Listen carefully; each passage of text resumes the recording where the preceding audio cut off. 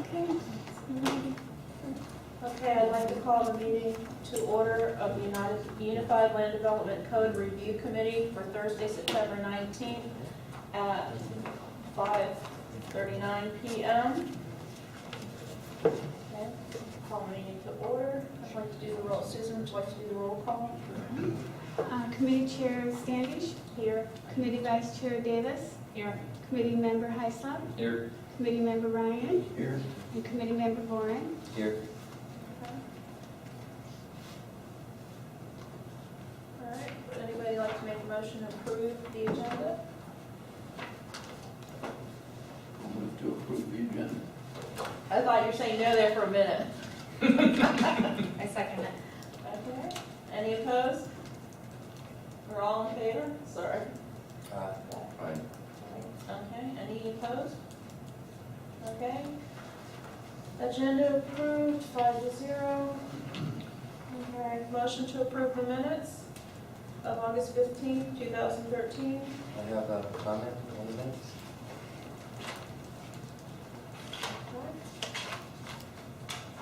Page 4 of 6, at the bottom. Last sentence. The motion died for lack of a second. That's not what happened. What happened, if you turn to the next page and you look under the paragraph, Chair Standish clarified that the motion made by Committee Member Warren regarding agriculture should be tabled until the next meeting. So it did not die because of a lack of second. That makes it sound like nobody was interested in it. It was put off. That's much different than dying because of a lack of second. That's what we usually do, but that's fine. I'll remove it. Motion was tabled. It was tabled after that, like after about 15 or 20 minutes of discussion. So, But if it was dead, it couldn't have been tabled. If it was still being discussed, then it wasn't dead, is my point. right. Well, no one seconded it, so that's what we usually do, but that's fine.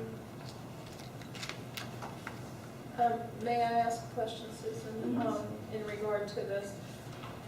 I think that was, I don't know, I think I was not feeling, I was sick when that meeting, but this topic, we were going on, and I think there was a discussion that we felt should be continued. Am I remembering that correctly? Yes.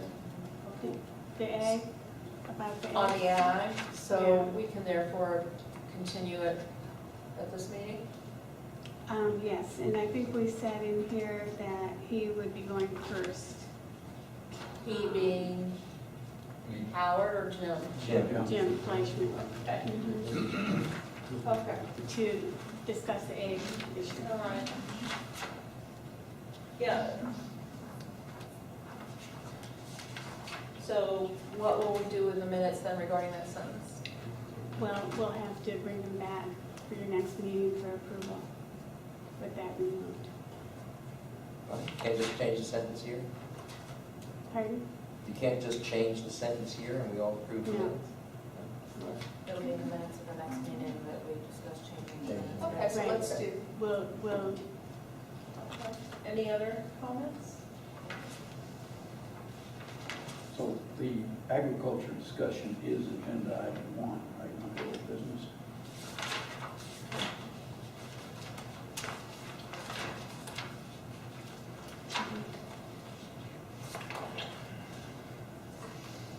Under old business, yes, that's where Jim will be. right, that's where, on page 5 of 6, the 1, 2, 3, 4, 5th paragraph down, we say the item will be on the next agenda under old business. Yeah.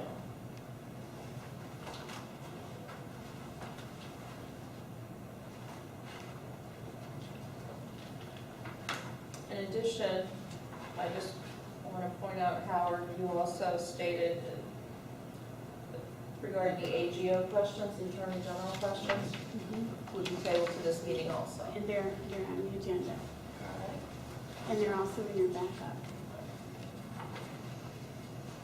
Okay. So since we are not approving these minutes, we will bring them back for the next. Would anybody like to make a motion? Do we need to make a motion to do so? Yes, we need to make a motion to do so. Make a motion to amend the minutes and bring them back for approval next meeting. Okay. Second? Second. Okay. All in favor? Aye. Any opposed? Motion passes 5-0.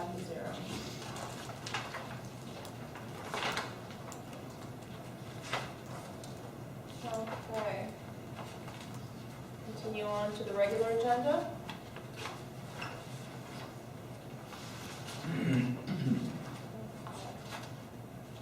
And here we also need a motion to approve the agenda, or no, we good here? No, that was what. we Right, approved everything's, we're earlier. good. Okay, Mhm. let's keep going. I think Sure. Jim is ready to go. I didn't know if we had a general discussion item, but I do have one item that I thought was maybe included, but I didn't notice it was not. This has to do with the residential enterprise that we've been discussing. I did have a comment on that, not a, can we add that to the agenda under general? You would like to discussion? add an item to the agenda, is that what you're saying? Yes, Okay, and where would, I would just put it under old business number 6, because I think we have. under items, let's make that, anyone object? Yeah, okay. Residential enterprise. No, old business, item 6. Okay. Residential enterprise, not home offices. That was the controversial section. We, Just guide me along here, Susan, Okay. all the help I can get.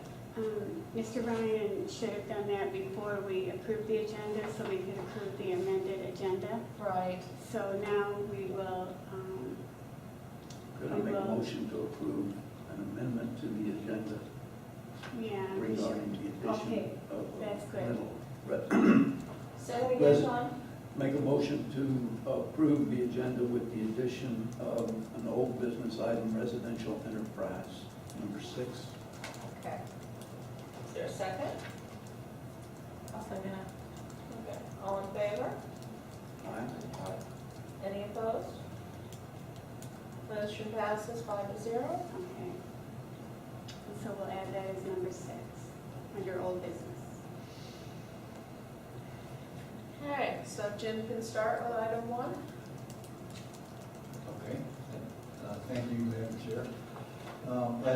At the meeting last month, we had a very lengthy discussion on the subject of agriculture, and there was some discussion about what kind of a recommendation that the committee should come up with. And there was, the discussion ranged all the way from, let's go ahead and strike every reference to agriculture in the ULDC. Should agriculture be in the ULDC as a matter of fact, since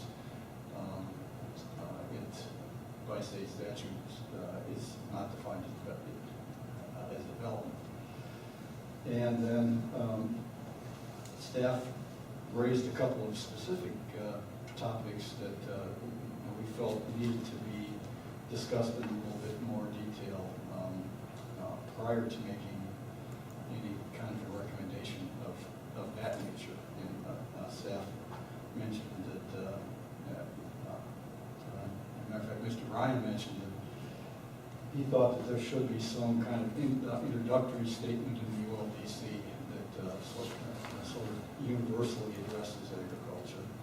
Staff mentioned that we have an agriculture section already in the ULDC that could be expanded and incorporate all of the references to agriculture within one section. So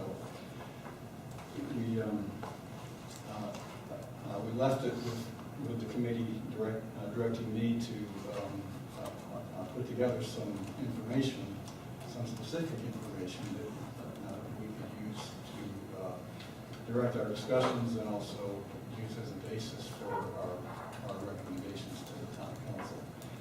So I started out by putting together a package of information. I'm not asking for any kind of action on this tonight. It's very voluminous, but I think it's information that we can all use as the basis to help us in our decision-making process, and also to help us focus on specific issues that need to be addressed in the ULDC. So it's a series of a couple of handouts, and I'll just sort of briefly go through them.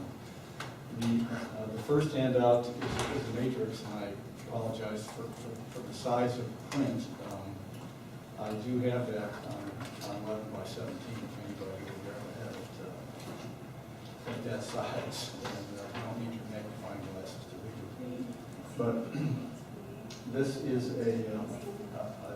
I've gone through the entire Florida statutes and identified all of the sections in the statutes that have definitions that relate to the issue of agriculture. One of the interesting things that I discovered in column 3, there every time.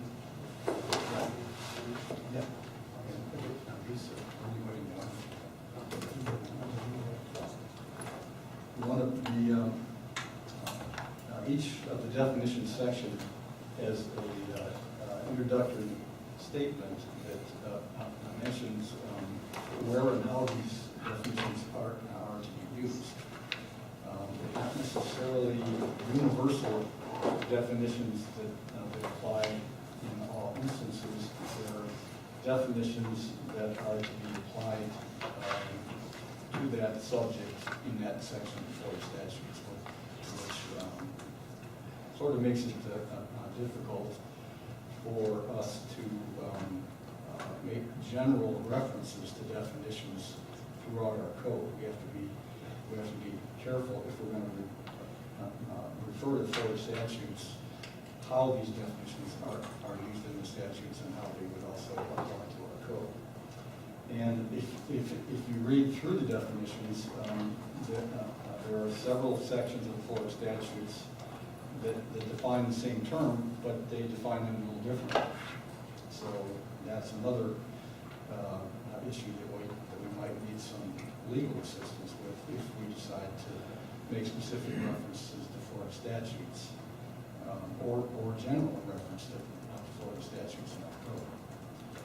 Well, this is really just a reference material for you to look through at your leisure, and as we discuss the topic of agriculture in upcoming meetings, we'll all have a common reference point when we're talking about definitions in different sections of the Florida statutes. The second handout is really just an informational item. It's a colored map that was prepared using 2012 Palm Beach County property appraiser data, and it shows all of the bona fide designated agricultural properties in the town, and also identifies what kind of agricultural designation it has, whether it's grazing, crops, equestrian, orchards, nurseries, etc. And then the following table is a summary by classification of the number of acres that the town has in each of those categories. Now there's some, there are actually 4 columns of data, and I'm not sure that you can read all of the columns, and I want to give you the title headings for each of those columns because there is some information, interesting information. The first column is the use, and that's in red. That's The first column is what? The 368.27? That's the property appraisers classification. Yeah. The classification is in red. Okay, the red's not Right. difficult to read. The next one is the number of acres that are in that classification, that are given that agricultural, modified agricultural designation by the appraiser. Okay, and this data is all provided by the property appraiser's office? Yeah. That's the source, 2012 tax table? That's the total number, for example, under crop soil class, there are 368.27 acres For bona fide ag? for bona fide ag in that classification in town. Now, the next column is, the column heading is acres not classified as ag. And I want. So starting with 1.68 would be acres not classified as ag? Right. Those are acres that are not classified as ag on properties that have ag designations. Okay? So now, let's clarify that a little bit more. So they're not, they have ag designations by the property appraiser's office, Right. but they are not classified as ag by who? They don't have an ag exemption. Yeah, Say that again? yeah, to use as an example, if we have a 5-acre parcel Right. of grazing, that 5-acre parcel has, would have a use code on it of crop soil, modified ag. Right. But when the appraiser assigns that designation, if the entirety of that 5 acres is not in that use, and there's some extra acres that are not assigned the classification, that's what that number reflects. Like if you have 5 acres and they take out 1 acre for your house. So it's really, so is the included in acreage this. total, are you saying is really, well, I'll wait to see your other total, Yeah. but it seems, so The total the acres. 2 and 3 are gonna equal 1 is what you're getting Yes, to. yeah, the 368 plus 31 equals 398. Okay, so that is the 398 is the total acres on properties that have crop soil bona fide ag designations. Out of that 398 acres, 31 of those acres are not assigned the bona fide ag. So my point is, there are properties where part of the property can have a designation and part of the property does not have a designation. Right. And that can create some potential difficulties for staff when we're trying to implement the land development code. I'm just trying to raise that as an issue. How? Well, if somebody wants to do some development on that portion of the property that doesn't have the ag designation, he's subject to the land development regulations. That's the way I interpret it. Well, how does that, I don't understand how that creates a problem for staff, is my question. Well, it creates a problem for the staff because the property appraiser has told me that he will not tell us which portion of the property has or does not have a designation on the property that's split. But he tells the property owner. He will not give him a map. He just says 4 acres are ag and 1 acre isn't. Now where that is I guess is up for the staff to determine if a development proposal comes in. I'm a bit puzzled by that statement because, Got it. okay, okay, John, keep it short, and then Katie, you want to say something? I see your. I talked to the property appraiser's office, and what they indicated was they do have partial ag properties, and this is an example. Now, they said that they, like you said, they don't just tell you how or which portion, but they said if there was any kind of a definite need, a legitimate need, that they could be requested, and presumably they would respond, to visit the property and indicate the way that the partial determinations were made, which would, I think, answer the kind of question you were Yeah. looking at. If they're using a survey of some type for delineation of the 1 acre versus 4 acres, I think that's what it is. You know, when you're doing development, you're working with precise acreage figures. You have a survey, which is required with almost any development. If they made an arbitrary line as to what's the 4 acres and what's the 1 acre, I mean, you need the preciseness if you're gonna come in and try to develop part of it. Well, That would be up to the property owner. Right, right. To determine. But that's what Jim's getting at, that's what raises. let me interrupt, gentlemen. I have a question. I'm a bit puzzled by this because I've been always told that they will come out, and as an example, you've got 5 acres and 4 acres you're grazing for cattle, but your house is not considered ag because it's not a barn or a cow pen. It seems to me, I always was under the impression it was clear cut. 4 acres is for equestrian use, cattle grazing. The house is not, unless it's a barn or groom's quarters, or, you know, the cat, you know, something for the cattle, or whatever equestrian, you know, livestock you have. They have a way of gauging this, so I'm still baffled. What's the way? The use, when No, you, it doesn't tell you anything. If you have a survey that's depicting the 5 acres. right. And Now they're putting a delineation on it. Where is the line? Where, Well, they're telling. It's my arbitrary. understanding- It's arbitrary. Howard? Okay, in the case of an awful lot of the properties within Loxahatchee Groves, It's just arbitrary. It's arbitrary. okay, it was never explained to me as arbitrary. Within Loxahatchee Groves, an awful lot of this acreage has to do with the 1 acre exclusion for your house. Now, that is 1 acre around the house. Right. That's why we're Okay. baffled. You by can this. also get it reduced if you fight it to a 1/2 acre, but most people don't bother going to the value adjustment board over a 1/2 acre.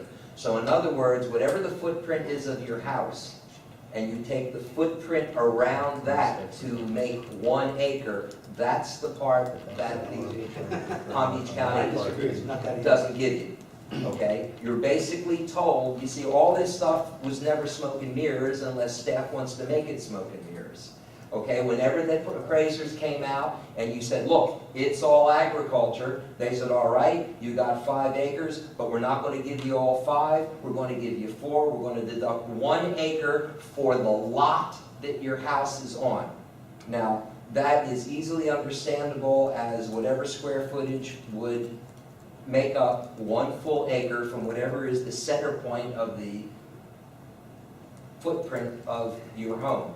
In other cases, okay, if the property appraiser comes out and visits a nursery, a 10 acre, let's say a 10 acre nursery with absolutely no dwelling on it, okay, and the guy said, okay, I got a 10 acre nursery, he comes out, there's only 5 acres of it operational, the other 5 are just land that is sitting there that is wooded that he intends to use at some future time. The property appraiser's office will only allow you to claim 5.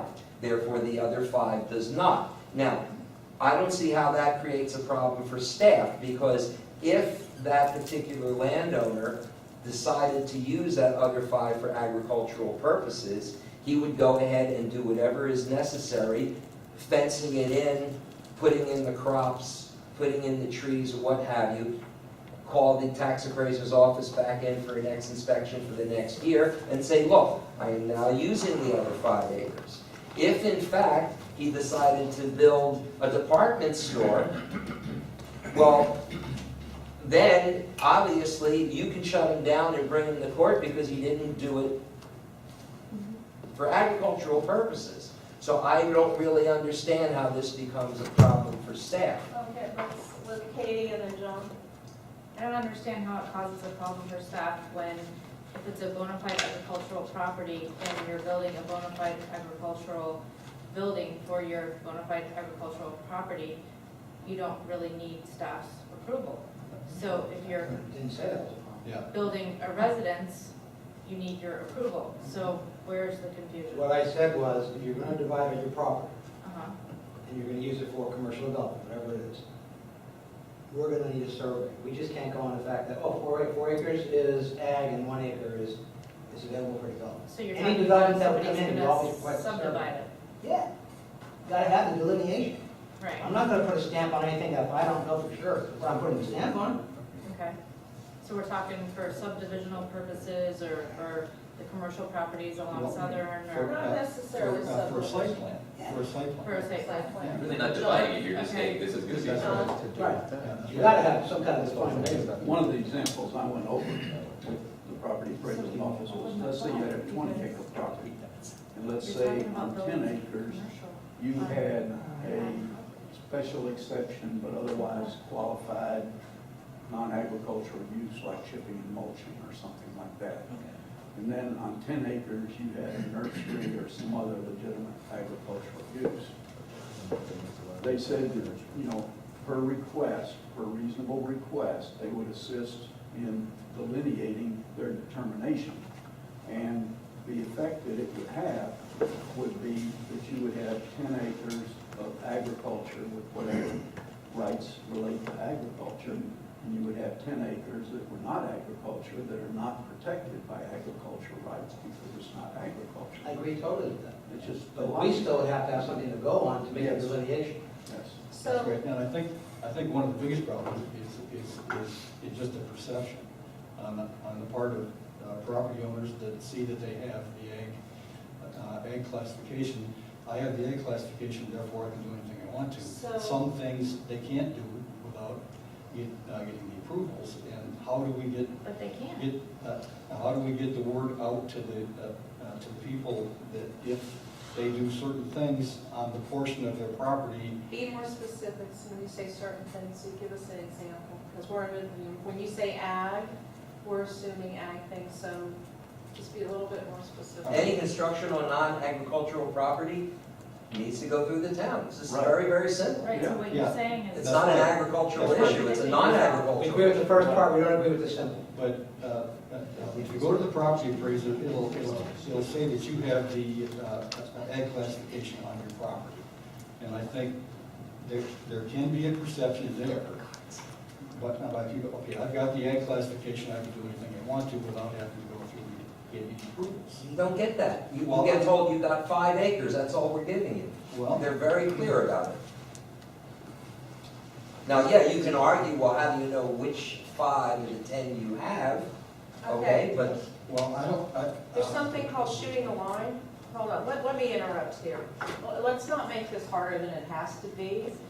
I mean, there's something called a trimble. You set your, you got 5 acres, 4 acres, you say, okay, here's my lot size. 1 acre is for building. Shoot the line of the 1 acre. Set the points of the 1 acre on the plot, designate you've got 1 acre.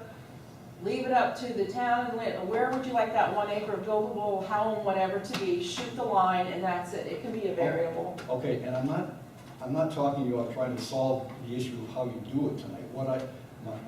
My point is, we may have to have something in the ULDC that deals with that circumstance. That this is what we do in a situation where a property has a partial ag designation. Okay. Well, that's what we said. I'm just curious, how did Palm Beach County do this for all these years and all of a sudden we're a town and we're having all these problems when the land usage is still the same?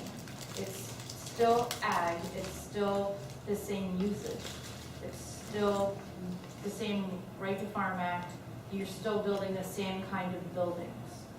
What has changed? Nothing as far as the ag buildings go. Then why are we having this problem? Because what I'm saying is that entire properties don't have the ag designation. And they didn't before, when it was Palm Beach County. And a large, well, whether or not Palm Beach County just ignored the problem, I don't know. Okay, I know they didn't because I'm married to a general contractor and they didn't ignore the problem. That example I gave you should answer it. You know, if you had a 20-acre property, 10 acres with a non-agricultural use, 10 acres with an agricultural use, you don't have all the benefits of agriculture with 10 acres with non-agricultural use. That's the logic. you don't have any of the benefits. So I would not be surprised if Palm Beach County didn't require a survey. We should have no ag anymore. If it's development, it would Okay. require a site plan. Yeah, it's all part of the package. You guys would Shouldn't we require a site find that plan out on and the then- non-ag portion. And that's all I'm saying. Now we're at the- If that's a solution to the problem, we put that in our agricultural section and say we have to do a survey and get development To approvals. identify the non-agricultural. On your non-agricultural, yeah, I mean, that's all I'm saying. Perfect. And that's not in there now. I mean, how staff deals with that issue is not in there. Okay, again, what I'm puzzled is when you build anything, if you haven't had a survey in 10 years, here's what I'm really puzzled about. You buy your land, you have to have a survey. You do anything on your land within usually 10, was it 10 years? It was 10 years, you have to have a survey. You go to build something, you're required to have a survey. Pardon? 2 years. Was, Updated survey. If you're gonna build something. Yeah. okay, that's fine, within 2 years, whatever, there's always a timetable. Now they've shortened it so everybody can make money, because nothing's really changed. So you have a survey done, you're asked to build something, you're asked to provide a survey of the land, and at that point, you can still say, well, this is the area. You know, you can't do a survey, you're gonna do a survey of the lot line, and then you're still gonna set the point, you're gonna still say to this person, okay, you have 1 acre, let's set the point. You're still telling them to set the point within the land. So I'm not, it seems like you're putting something in the ULDCs, which is common sense they have to do anyway. And I don't understand why it would have to be in the ULDCs. If I have There's a my, lot of stuff that's in the ULDCs that's common sense, and that's not a reason in itself not to have something in there. What I'm saying is that we need to have a procedure in the ULDC to how to deal with properties with split uses that want to come in to do a use on a non-ag portion. That's all. That's all I'm saying. So, it's more difficult to understand, we are focused on the 1 acre or the half-acre residential portion, because that's. it's really not what I'm focused on, John, believe me. Well, that's what you've been talking about. That's what I've been talking about as an I think you can divide- example. I think you can divide the property, if it's a large property, Right. into logical agriculture and non-agricultural uses. Right. That's the point. What's the problem the town has, is how to do it, or that there isn't a procedure on how to do it? To identify the non-agricultural. Yeah, that's right. What- A procedure to be able to identify the non-agricultural When portion. that situation comes up, yeah. I mean, I can think of an example. Yes, please. Okay, you got 10 acres, you have bona fide acre, bona fide ag on part of it. And then you have a house. And then on the other 5 acres, you want to do a residential enterprise, which is not an agricultural Which use. isn't even permitted yet, but go ahead. Yes, it is. It is. You're talking- A residential enterprise is currently a permitted use. And a residential enterprise can be a non-agricultural business. You're not talking about home office, then you're saying residential enterprise right now is currently permitted use. Yeah, they're both permitted. Pardon? They're both permitted. That's why. They just have conditions you have to meet, that's all. That's a potentially non-agricultural use business on a property that has. I apologize, I thought the an town council and P and Z still had to vote on residential enterprise. Now, they have to vote on the changes that are being proposed right now, but residential enterprise is permitted. as we speak. It's not actually, it's not 10 conditions. Yeah, so I mean, that's one example of a situation where they would have to come in and get approvals, meet a conditional use, and do a site plan on a property that has an ag designation. And this is something that doesn't go before and- P and Z? Yes, it does, but all I'm saying is that's, it's kind of a gray area right now, and I'm saying that we should put a procedure in the ULDC to make sure that everyone, including property owners, knows how we're going to address that issue when it comes up. Can't the landowner just say, I want to put my non-ag structure in this area here, they show a survey, and on the survey, they stake it out, and you approve or don't approve, I mean, is it that simple? I would say it could be that simple, yeah. I'm not saying how to do it. I mean, All right, I'm saying let's we have to get- have a procedure that we know, that everybody knows how to do it. Okay, I want to continue on, but we have a public I comment. get to speak, right? No, I'm sorry, I thought you had to, but go ahead, Howard, and then we'll continue on with the rest of what Jen has to say. Howard? Okay, thus far, my impression from the last meeting was that we were supposed to be presented with some kind of compelling reasons why we should leave agriculture in the ULDC. Thus far, I don't see anything that is any compelling reason to leave it in there. The only thing that's being brought up by Jim, which we're spending all this time talking about, is how does the ULDC cope with land that is non-agriculture, that happens to be on a parcel that also has agriculture. And to me, that is not a reason to leave agriculture in the ULDC. That's just a reason for a strong statement that any lands that are non-agriculture need to be dealt with in that way. Point taken. Mark, I would appreciate if we could let Jim go through the rest of the information. But I'm going to say this, if you want a compelling reason, I'll go right to the compelling reason. I mean, this board can do whatever it wants. We've given you our best advice. If you want to take ag, then you vote that way and we'll take it to the council. But I'm going to tell you this. To the P&Z first, you mean? We're going to the No, P&Z. council has to bless all of your comments before it starts going to the P&Z. Okay. Okay, so, we are, and I know this, and Madam Chair, you've said this so many times, we're very proud of the fact that we're an agricultural residential community. We have a land use called rural residential. What implements that is AR, agricultural residential. You take all references of agricultural out. We no longer have an AR district, you have a residential district, pure and simple. And what you have is rural ranches with large lot residential, because you took ag out. We can't have it both ways.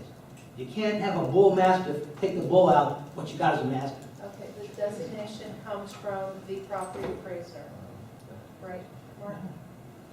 The ag residential designation Yeah, comes from. I'm talking ULDC, I'm talking as it relates to the zoning category. Right, but I just want to make sure that we're consistent, and ag residential comes from the property appraisers. No, ag residential is our zoning district that implements the rural ranches land use designation.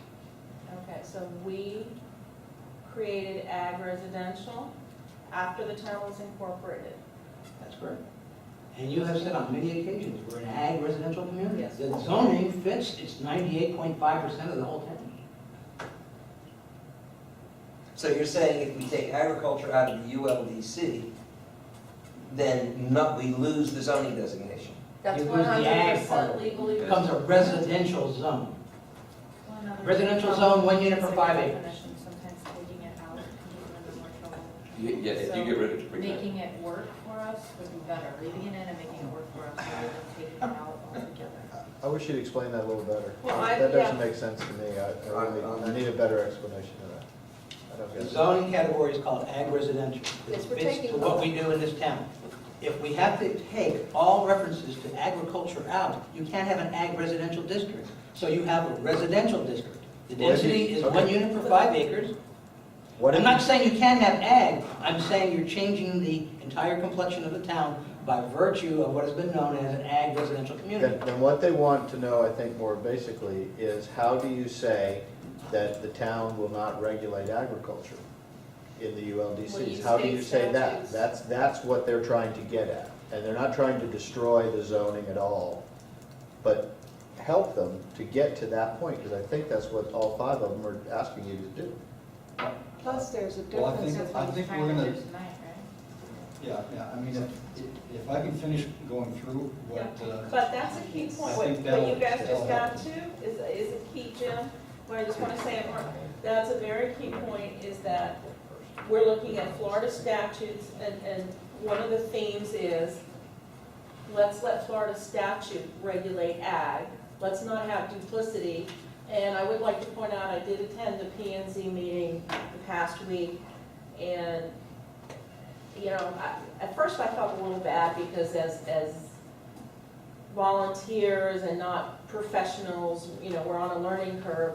But as I sat in that P&Z meeting, I realized some of the people on the other side of that table, land planners, Jim's probably got a lot more ag planning than a lot of land planners. Jim and Mark have caught up, because I'm just seeing the comments I hear from some people who are supposed to have a lot of experience, have very little knowledge of ag, and we're probably catching up and have a little bit more than they do. So I was a little shocked at the lack of information that the other committees have that have supposed experts on there. Go ahead. So we're Florida statutes. We're thinking this should be the theme. There should be no duplication. It's my understanding you're not supposed to have duplication. I realize municipalities do it, but I'm also under the impression that it is almost, I don't know if I want to use the word illegal, to have duplicity of state statutes. And now you're telling us that if we remove the ag from the ULDCs, as many here feel strongly about doing, that we affect the zoning. And if we affect the zoning, how does, I mean, you still have Florida statutes that permit agriculture. Well, maybe you should define what you mean by remove ag, because I've heard John or Howard say we want all references to ag removed. Or removed, or, and I would assume what and he can speak for himself as he always does, but my understanding as chair of this committee is we're asking for ag to be removed from the ULDCs and allow Florida state statutes to be the final say on ag. Well, now you're defining a different set of circumstances from what I've heard you say before. You're saying, now all you're saying is you just don't want, we agreed to that 7 meetings ago, we agree with you. Well, then why is all the verbiage in relation to ag still in the ULDC? Because the verbiage is the verbiage, we have an ag residential You have to say that it's ag, you have to say this property's ag. But then you And don't that's go what I'm saying ahead. is, we're gonna say this property's ag, and we're not gonna develop it. But we have to leave the word agriculture in there, agricultural land, you cannot, is this. But you have to put the word agriculture, if not you go blank land. Remove all references. Virginia, if I could carry that idea further. You have Yes, to, public comment. everybody knows who I am, so, but I'll say. The idea of not only do you have to do that, you have to go along and say, and the town can't tell you about your agricultural fence, and the town cannot collect a permit from you for a barn, and the town cannot tell you that the cow is making too much noise. You have to go that far, or else the restrictions, the regulations that exist will continue to affect agriculture and in ways be duplicitous and in other ways be limiting to a commercial agricultural operation that should not be limited by the town. You know, the town is part, and all the ULDCs is part of the code, the municipal code of this town. Bonafide ag is exempt from the municipal code by the state law and the AGO opinion. All that being true, what we need to do is acknowledge that in a way that staff can accept it. If that's what they're okay with and everybody's okay with that, then we need to get there and quit saying we need to take the word ag out, because he's right, if you take out ag, then your zoning turns to residential. If what you're saying is ag residential, we remove the word ag, that's pretty literal, I gotta admit. But, you know, the point is, I think what people were saying when we said we want to remove ag is they want to remove the regulation by the town of agricultural operations. I think that's what we're saying. No barn permit, no telling me the barn And has we've to be always- red, any of that. And we have agreed to that too, we've indicated Then that. that's But the work. Here's the separation. You will never have a perfect world where you're not going to regulate that. And here's my example to you. We can work towards it. Somebody comes in and they got recycling, and they say, we have an ag use. Well, if we're not regulating ag, go to it. You don't have an ag use. You can call it whatever you want. I agree, Lipstick on a pig. A pig is a pig, you can't Thank put you. lipstick on a pig, and that's what you have to stick with, That and won't- but you've got to be real there Right. and not recognize. There will always Renew be ag. some form of regulation. That's the Right. only point we've been trying to make. Okay, well, I think I think we've we can always work all forward, and I'm agreed gonna back out, because this is not my meeting. But I'm sorry, but that's, I think, what needed to be, because I saw both of y'all talking past each other. How about a point of order? I've had my thing out there for some time. Sorry, John. All right. I put together a memo to the committee members that I think simplifies the process. It reiterates specific wording for an introductory statement, and it goes through, I think, relevant statutes and it gives a recommendation as to what town staff's position should be with regard to agriculture. But it only refers to, as I've read through it briefly, John, while it sits next to me, I'll pass it out now. Yeah, look at the It seems recommendation. to only refer to bona fide ag, and if somebody has hobby ag, if I decide to get a pony, Listen, it's not our determination. It's the property appraiser's determination, and then it goes to a circuit court. no, my question, my comment to you in regard to this, did everyone get one? Did I pass that enough? John, you got yours? Yeah. No, my comment is, this refers to only lands that are used primarily for bona fide ag purposes shall be classified agriculture. So, That's what the statutes say, and but that's what the statutes say regarding bona fide ag. well, bona fide ag is required for agriculture land determination. There's Read- also ag that is not for commercial purposes. Well, according to the statutes, agricultural land has to have a commercial purpose.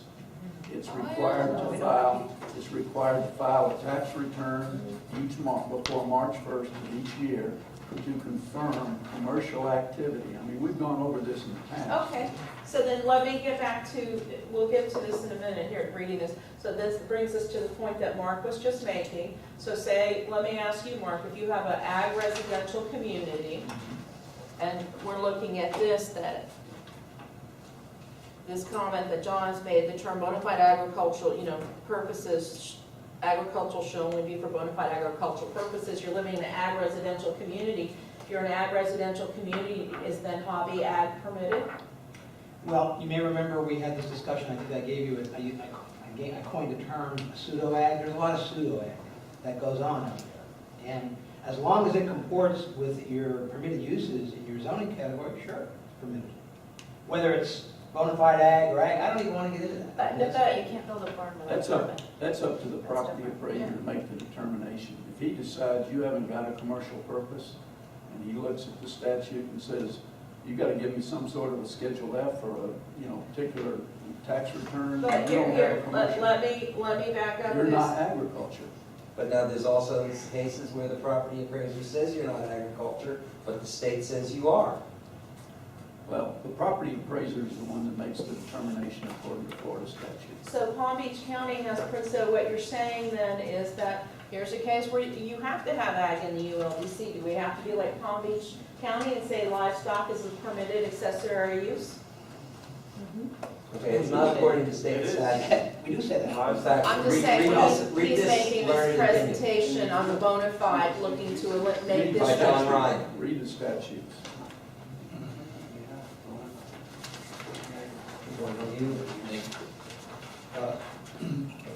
Madam Chair, can I? Yes. Can I go through the rest of my stuff? Yes, let's have, That might help, Yeah, help us please. with our direction. Okay, the next handout is a large one. It's copies of every section of the town's code that deals with agriculture in any way. And we have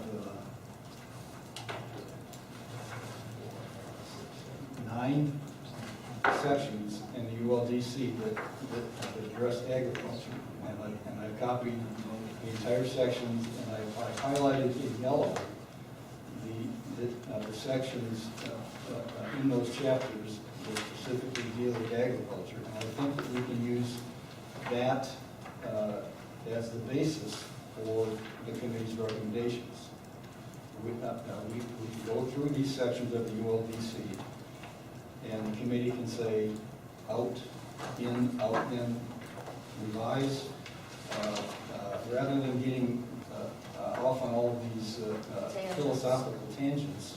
We can specifically deal with the ULDC and look at what the language in the code is, and make a recommendation as to whether or not we want to keep it, or change it,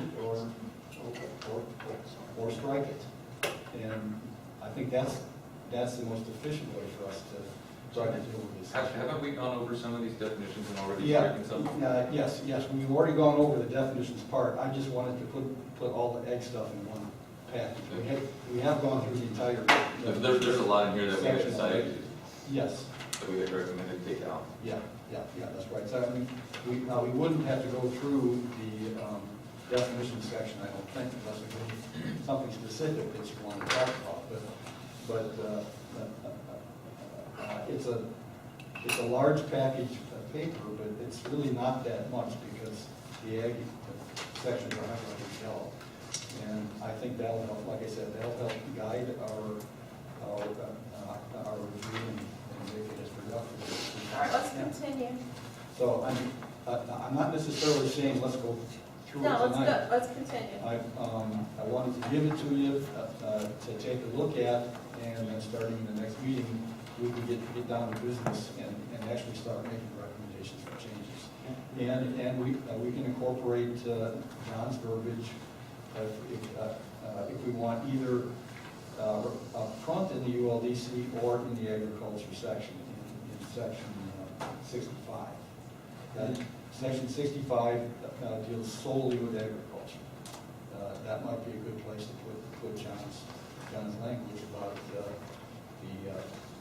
hierarchy of the state statutes. And Madam Chair, after Jim finishes, if you can give me 2 minutes, because what I want to do is go through the district with you. I think that's what you were looking for, and I think go through the AR district with you. Yes, To please. show you how it's constructed. Right. and how- and I I think think that would that's be- what Councilman Golson was. I think wanted that's me to what we need. All point right, out. let's go, John. Yeah, well, that's all I have. All right, let's go. Now also, if you want, the matrix that I put together summarizes definitions out of state statutes. I also put together a book that includes all of the state statutes that deal with agriculture. I didn't print that tonight, but anybody who wants a copy of that, I'll be glad to provide that. You can email that to us? Is that an email you have, a document? Yeah, I think I can email this. Or I can scan it, if you have a document, I can scan it very easily and, well, would it be appropriate for Well, me to do? yeah, it's not much, If he gets it to me, I can get it to all of you. Yeah, I can come and pick it up. okay.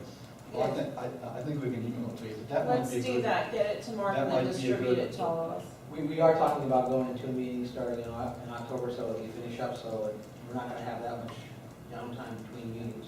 That, we should It's still do it it's on time. interesting, it's interesting to see the diversity of chapters in the Florida statutes that agriculture is actually mentioned in, and all of the different aspects of agriculture All right. that are regulated. And that's what I have. My suggestion basically is take this code back, read the highlighted yellow sections, come back next month prepared to discuss those sections, section by section, and we'll make recommendations as to what to do with it. I think that recommendations as to what to do with them are going to be contingent upon whether or not we put in a phrase like John recommended. Well, Because if you're going to defer to the Florida statutes, then a lot of this stuff is unnecessary. fine. I mean, some of it may be unnecessary, and some of it may not be. There's a couple sections in here that I think we should keep in regardless of what kind of language we put in. And it's. Could you email, are you going to highlight that tonight, or would you like to email that to us? Yeah, we'd like to know what they are, so we can. We're interested in your opinion on that. Yeah, for example, in the landscape code, it talks about agricultural uses essentially going in and clear cutting the property, just removing all of the vegetation. And what has to occur in the future if that agricultural use is converted to a non-agricultural use. Okay? And that says that if you're gonna use agriculture as a basis to come in and deforest your property, if you come back in the future and change to another use, you have to reforest it. You haven't been down B Road, have you? Back to the condition that it was before you went to. Jim, I think I covered that in my memo, you know, because I think that is addressed. You know, it talks about putting up a bond, maybe even making a covenant. Yeah, I know, it's in there now. I mean, it's in the ULDC now, and that's one I think we should keep. Yeah. But All right. that's an issue related to agriculture, and that's why I'm saying, Okay, we'll look go through look at this. what we have. I mean, rather than clear cut ag out of the ULDC, let's see what's in there. There's some good things. And John, Yeah. so now you've given us this packet of information. I see you have an extras there also? Okay, so I might want I got one extra. 3. Okay, we're taking this with us to review. You are also going to email to Mark additional information. On the sections that I think Are important, but you also said you had a Florida statute. oh, yes, Book. So yes. it's 2 things, what you think is highly important, and 2, I'll your include that research in on the agenda Florida package statutes. Next time. Because that might just in general be something, you know, not even for us, but just in general, to have on file. We'll do like the staff review, the highlight section, just like. All right, and John, as far as your memo here, is this, so we will add this to our review, is that what, adding this memo to our review? Yeah, I think in terms of a focused recommendation, both with respect to wording and advisory to the town staff as to how they should deal with issues that come before them. That's what I think we just put in those 2 pages, along with a digest of the relevant statutes and wording. All right, then Mark, you were gonna do your Yes. 2 minutes. Thank you. Thank you, Madam Chair. Okay, now, just a word on zoning districts and how they work. We don't have what's called a pyramid or a cumulative system, which usually means that the single-family use is the highest and the most protected, and then each succeeding district, you allow more uses until, if you had a typical city where you had industrial, that would allow the greatest category of uses. We have what's called pretty much like a standalone system. In those standalone systems, there's basically 3 major components to the zoning district. First, and probably the most important, is the purpose and intent, because that tells you what the district was intended to do. I'm going to go over that in a second. The second portion of regulations are the schedule of permitted uses. That's all your permitted uses by right, conditional uses, special exceptions, accessory uses, anything you can do. And then the third part of the zoning district is all the supplementary material, which we have a lot of, which addresses that, okay? So having given you that overview, the purpose and intent of the agricultural residential district are intended to apply to areas of the town designated as rural residential in the future land use plan map of the comprehensive plan, which is what I indicated to you earlier. The purpose is twofold. First, it is to protect, preserve, and enhance the rural and agricultural character and lifestyle of existing very low-density areas. Second is to protect the existing tree canopy and natural environment, promote and enhance wildlife habitat and natural systems, and reinforce the unique character of the town through the establishment of native landscapes. Okay? So that's your residential district. There actually isn't much discussion about You residential. need you're saying. Ag residential, yeah, that's a district. Ag. Which, by the way, is, like I said, 98.5% of the town. All right, so then you get into the second part, which I told you is the permitted uses. And you have a variety of uses that are very consistent with an ag residential type area. You have single-family dwellings that are permitted. You have mobile homes by Article 80.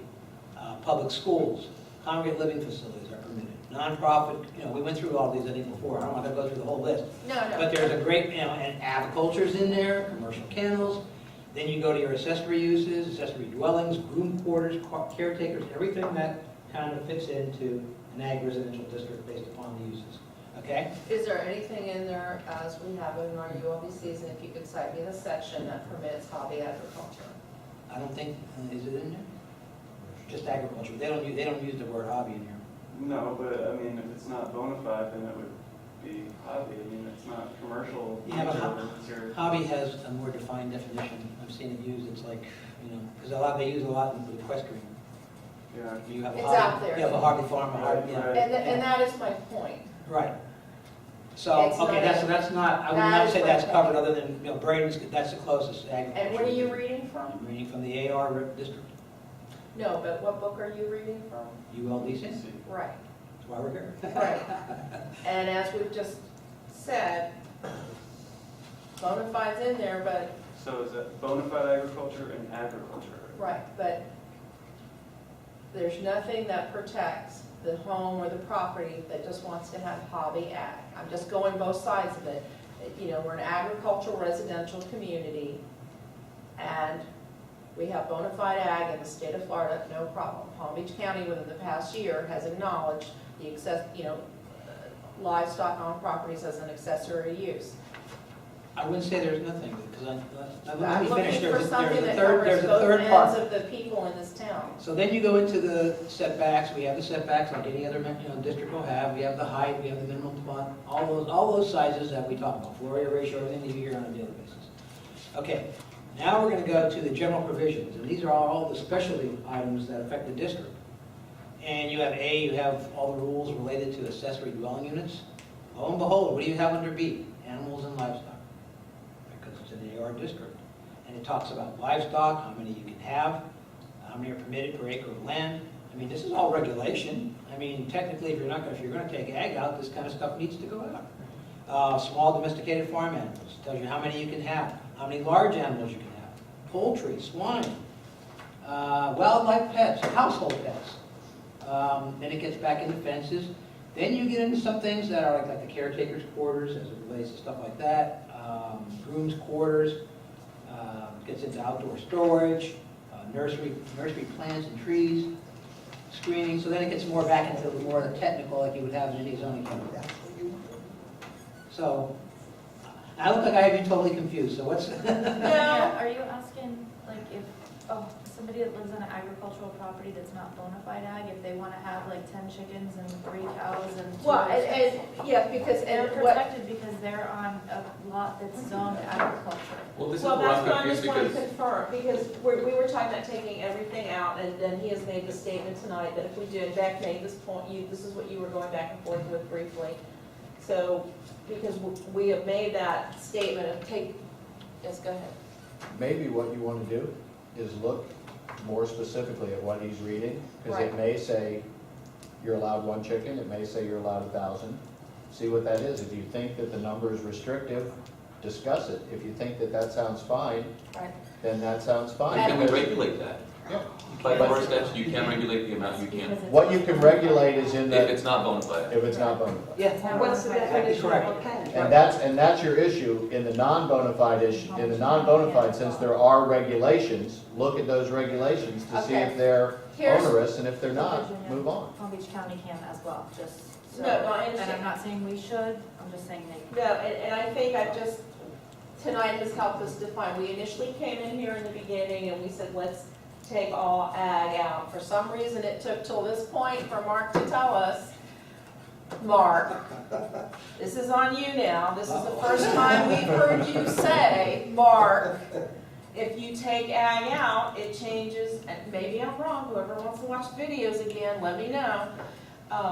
This is the first time I think you brought to our attention, if you take ag out, it changes. I and think this I is a said good- that at our last meeting, but we didn't get a chance to. There was- you know. Okay, but this is a very good point, and again, as we're going with the bona fide ag, which we have state statutes on, which we've discussed that tonight also, and then now we're also saying then, you can regulate, let's go through, take the time to look at that monster book we have, and what you would be regulating is the non-bona fide ag. Right. We're clear on that, we I mean, are all, We're here as the safeguard to make sure somebody doesn't try to use the ag as a blank check and come in and do something that's not really ag, under that premise, when really it's something else, whether it's a recycling, or, I use that, that's a good example, that Jim kind of indicated in previous meetings, we have those kinds of, I don't want to say they're Weird. crazy requests, but they're very interesting.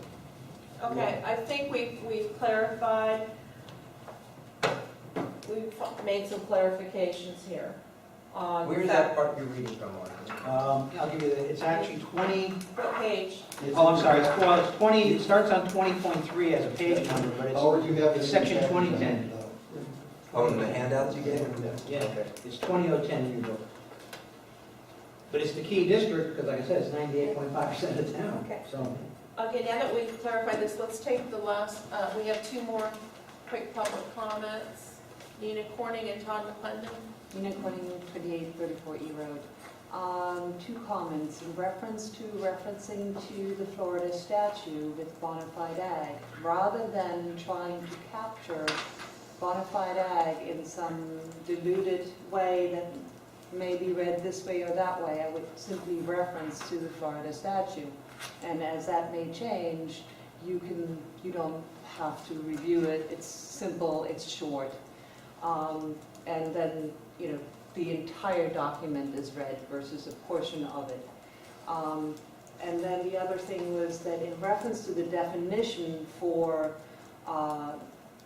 agricultural hobbyists or whatever the term may be, I remember all too well way back when fences for horses, for example, were considered not pens. So the definitions for these items have to be looked at very closely to make sure that we are not saying anybody with a horse cannot have a paddock, for example, that Well, you're talking in the non-bona fide area? in the non-bona fide area, that is correct. Because, there are ways that you can misread some of these definitions and possibly cause harm because you are losing through that setback. You are losing almost half your property. Right, which we're So- trying to prevent, we're trying to Right. make it more of a lifestyle for the people in the community, both the bona fide and the hobbyists. And we're also trying to relieve a burden on staff, And just a- which is the lowest priority. Just a comment, just a comment on that, she makes a very good point, and I think, this committee spent a lot of time on the definitions, which was a very important exercise. Right. I think, if anything, though, we kind of focused on what was in the book presently. One of the things we did get into from a definitional standpoint was what, we did a little bit, but what else should be in, or if there are certain areas, like she's referring to, whether you're calling something a pen, a pad. Which I think Beck had, when we had that, I remember Beck saying a few things about that. So, And I think Katie, you even, when we're talking about the equestrian stuff, there's some issues we had on definitions. And so we need to think about, or look at, you say there's a book of definitions that exists already, so it's not for us to create the definition, is it? Is that what you're saying? We can create addition, or do we have to go with a book that exists? you can create your own definition, as long as there's not a state definition that would. Previous, And- existing. Yeah. And the first handout is all the state definitions. Okay. So, if we need to pick some out of there and put them in our code, we can do that. Or we have the specific sections to reference if we just want to reference sections. And then let me ask you this, and then are we getting back to your idea, Jim? We'll go through this, we come back. You had suggested, again, we're saying bona fide ag, if we go with this, the premise is bona fide ag is under state statutes. Non-bona fide ag is what you're referring to as having in that section on ag in the ULDCs, making it more easy to understand. Am I saying that correctly? You had talked about having compiling, making a specific area related to ag issues in the ULDCs. That would be easy to look at. Yeah, well, that's what my recommendation is. Right. And I think that's what John is saying too. It's just a question of where it goes. Well, I just want to make sure tonight that we're still on the same page based on, what we're talking about here. Yeah, but I personally think that if we're going to defer to the state statutes, that we at least ought to have what statutes we're talking about, so the property owners and staff knows where to go to look these things up.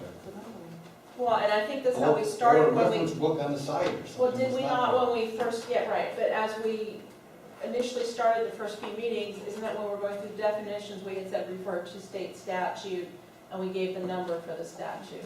In some cases, we did that, Right. yes. Yeah. And that's the same concept that we're But still you- sticking But to. you can see from that matrix that there's what, 30 or 40 different state statutes. I mean, how does the average property owner even know where to look? And I'm saying we need to make it easy Well, that's for right. property owners to, Okay, to- so to that's a go. good point. Let's look at having that section. And it may be all the state statutes that you put in chronological order. Sure. Okay, John?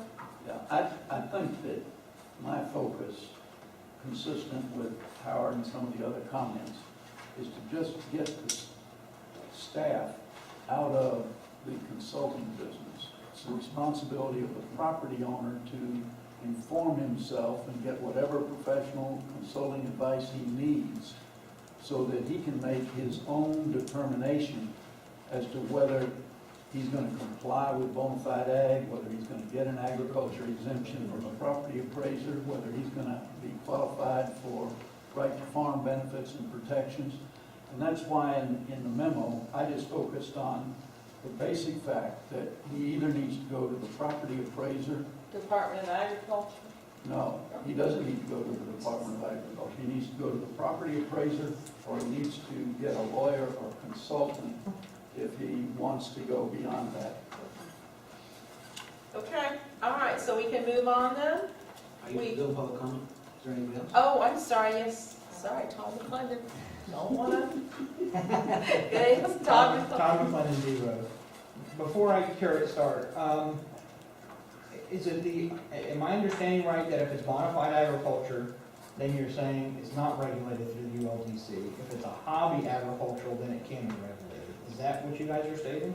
We're getting, that's what we're summarizing tonight, or what would you say, we're creating finalizing the idea that we've been working towards is what we're saying tonight. Basically, we're going to review this information. Jim has discussed perhaps having, like we said in the ULDC, a section that makes it easy, be it whether you list all the Florida statutes, just the numbers that they have to go to, or specific ones. Okay. Is it the staff's position that agriculture should not be regulated in the Unified Land Development Code? No. Because Florida Statute 163 is how the ULDC was adopted according to. And that Florida Chapter 163 specifically says agriculture is not development and it cannot be regulated in the Unified Land Development Code. Oh, I see where you're going. One thing you gotta remember though, the Unified Land Development Code doesn't just strictly speak to development. It relates to all kinds of uses and regulation. I understand all that. Okay. But Florida statute says, and our town attorney has said, the Unified Land Development Code was adopted according to Florida Chapter 163. That same Florida Chapter 163 says agriculture is not development, and it cannot be regulated per Chapter 163. Well, I agree with you to an extent, but remember, the comprehensive plan addresses agriculture. We're not talking about the comprehensive plan, we're talking about the Unified Land Let me Development go, Code. let me finish. All right. And the comprehensive plan is the top document, and from that, the Unified Land Development Code is a code that implements the comprehensive plan. It's not just a zoning code, as I started to tell you, because when they changed the planning laws, they decided they were going to take a bunch of codes and put them together. That's why it's called Unified Land Development Code. That's why you have drainage in there, environmental regulations, and everything, as opposed to the traditional zoning ordinance that we used to do. Right. I understand what you're saying. I don't know if I can make that leap with you, because I don't think it's that clear based upon those two references. And from my experience, I can tell you every other community in the state that has ag regulates it. Navy, you name it, there's regulation related to it. So this book is called Unified Land Development Code. That's correct. And Florida statute says agriculture is not development. That's where the problem is. You're taking one reference to a definition, and I don't make that leap with you, that's what I said. Let me ask you a question. Todd, let me ask you a question. This is education to us, which is why I'm allowing it to continue, so that's Let me ask you a question that gets back to my previous example of a property being deforested. Where they come in and strip the property for an agricultural use. They sell the land in the future, and then we require the native vegetation to be replaced. Is that regulating agriculture? Which part? When it goes from agriculture to say commercial? No, because when it becomes commercial, then you can regulate it again. And you can say you need to put the trees back. Okay, all right, well, that's what I'm saying, that there's some gray areas in here that I don't want some kind of a blanket statement that we may make tonight saying, yes, we're not gonna regulate agriculture at all. I don't wanna make that statement at this point because there are some gray areas that I don't want you to come back and say, well, you said this before. Well, it seemed like how this meeting started, the problem wasn't farm buildings on farmland. The problem was non-farm buildings on some land that's ag and some land. That's where the problem is. The problem wasn't a farm building on a farm land. That's not where the problem was. But you guys have twisted it into this other issue that somebody may want to put a glass warehouse on farm land. That's the problem. Well, that's a different problem than a farm building on farm Okay, let land. me There was interrupt. no twisting, I was just explaining the handout that I gave. That's all, I wasn't trying to. Okay, but can I? Let's have one, Before we get too far afield from his other point relative to clearing, and I'm not trying to twist anybody or accuse you of twisting anything. There's a lot of gray areas. One gray area is what kind of trees are they cutting down? Right. And I know that if you're cutting down pine trees and you're selling the pine trees, then what you're doing is forestry, and forestry is not only accepted by the Department of Agriculture, they do most of the forestry in the state of Florida is the Department of Agriculture. So they're going to tell you that, and so will the property appraiser qualifies forestry as one of the lowest levels of taxation because of the return. So if the people are cutting down pine trees, it's one thing. You can't stop them from doing that which they're doing. A pine tree is a crop. And if they're removing the pine tree, there may be somebody who's a pine tree aficionado who feels it's terrible to see that chopped down, but there's somebody else who feels like that's just a crop to be removed. I may replant it with pine trees. I may convert it to something else. That, as the landowner or the property manager, is their right. And you can't say that because something's in pine trees that it must eternally be in pine trees. So you also have a situation that I know that nurseries contested for years in Palm Beach County, is that somehow if you have, say, a palm tree farm, and you have, the whole place has 100% canopy, and you sell your palm trees, now that you have to come back and restore that to 100% canopy, when you're the one who made that canopy be there in the first place, and you may have cleared the place, it was a Brazilian pepper place. So you can't make blanket statements relative to clear cutting. There's laws that have relation to whether or not you can cut down cypress trees or things like that. But from what I see in the town's abilities to control what's cut down, the new places that are going to come in and do commercial are going to cut far more pine trees than any farms ever do. And Madam Chair, I'm glad Mr. Golson brought that up as an example, because that's a great one, because that shows you the complexity of this whole situation, because I just read, let me read it again just for the record, because our own purpose and intent for the Ag Residential District is, the second purpose is to protect the existing tree canopy and natural environment, promote and enhance wildlife habitat and natural systems, and reinforce the unique character of the town. So that's where I was talking to Mr. McLennan. What I'm saying is, yes, it's a unified land development code because it regulates development, but it's more than that. It's a very broad code affecting a lot of areas. And that goes to Jim's point. Well, if you're going to just stand back and say, you're ag? Okay, go ahead. Clear cut everything you want. That doesn't comport with what even our own code is saying, based upon what I thought was a lot of, I know you all put a lot of effort in there. No, I don't know, Jim, you were involved in it. the commercial can clear cut all they want, almost. Commercial, no, they can. They can, and I also noticed, just on a side point, that when it comes to commercial, there's very little mitigation and protection of wildlife out here. Just making a side comment, which I think we'll be addressing at another meeting. I mean, we've taken somewhat of a hands-off approach. We make somebody at least file something with us. We don't try to say, oh, you can't do it, because, there's really nothing for us to use unless we have that teeth in the code, other than that intent. But Braden makes sure that whenever anybody comes in, we have it's not a permit they have to do, they have to tell us what they're doing, so we have an idea. Just so we can watch it What and they make sure claim somebody's they- not what they claim they claiming are something doing. and doing something else. Okay, and you made a very interesting point, though. You said that the town's comprehensive plan is the umbrella under which the well, it's the image I got when you were speaking. The town's comprehensive plan is the umbrella under which the ULDC sits? A top-down series of your comprehensive plan is your most important document. And the And your comprehensive your plan use- can be changed as often as the town council sees fit, correct? Now it can, there's no 2 times the limit anymore, right? As far as amending it? Yeah. Yeah, you can, as often as you want. Used to be able to be limited to 2 times a year, now you can do it as many times as you want. Okay. But the ULDC is the overall tool to implement the general policy that's incorporated in the comprehensive plan.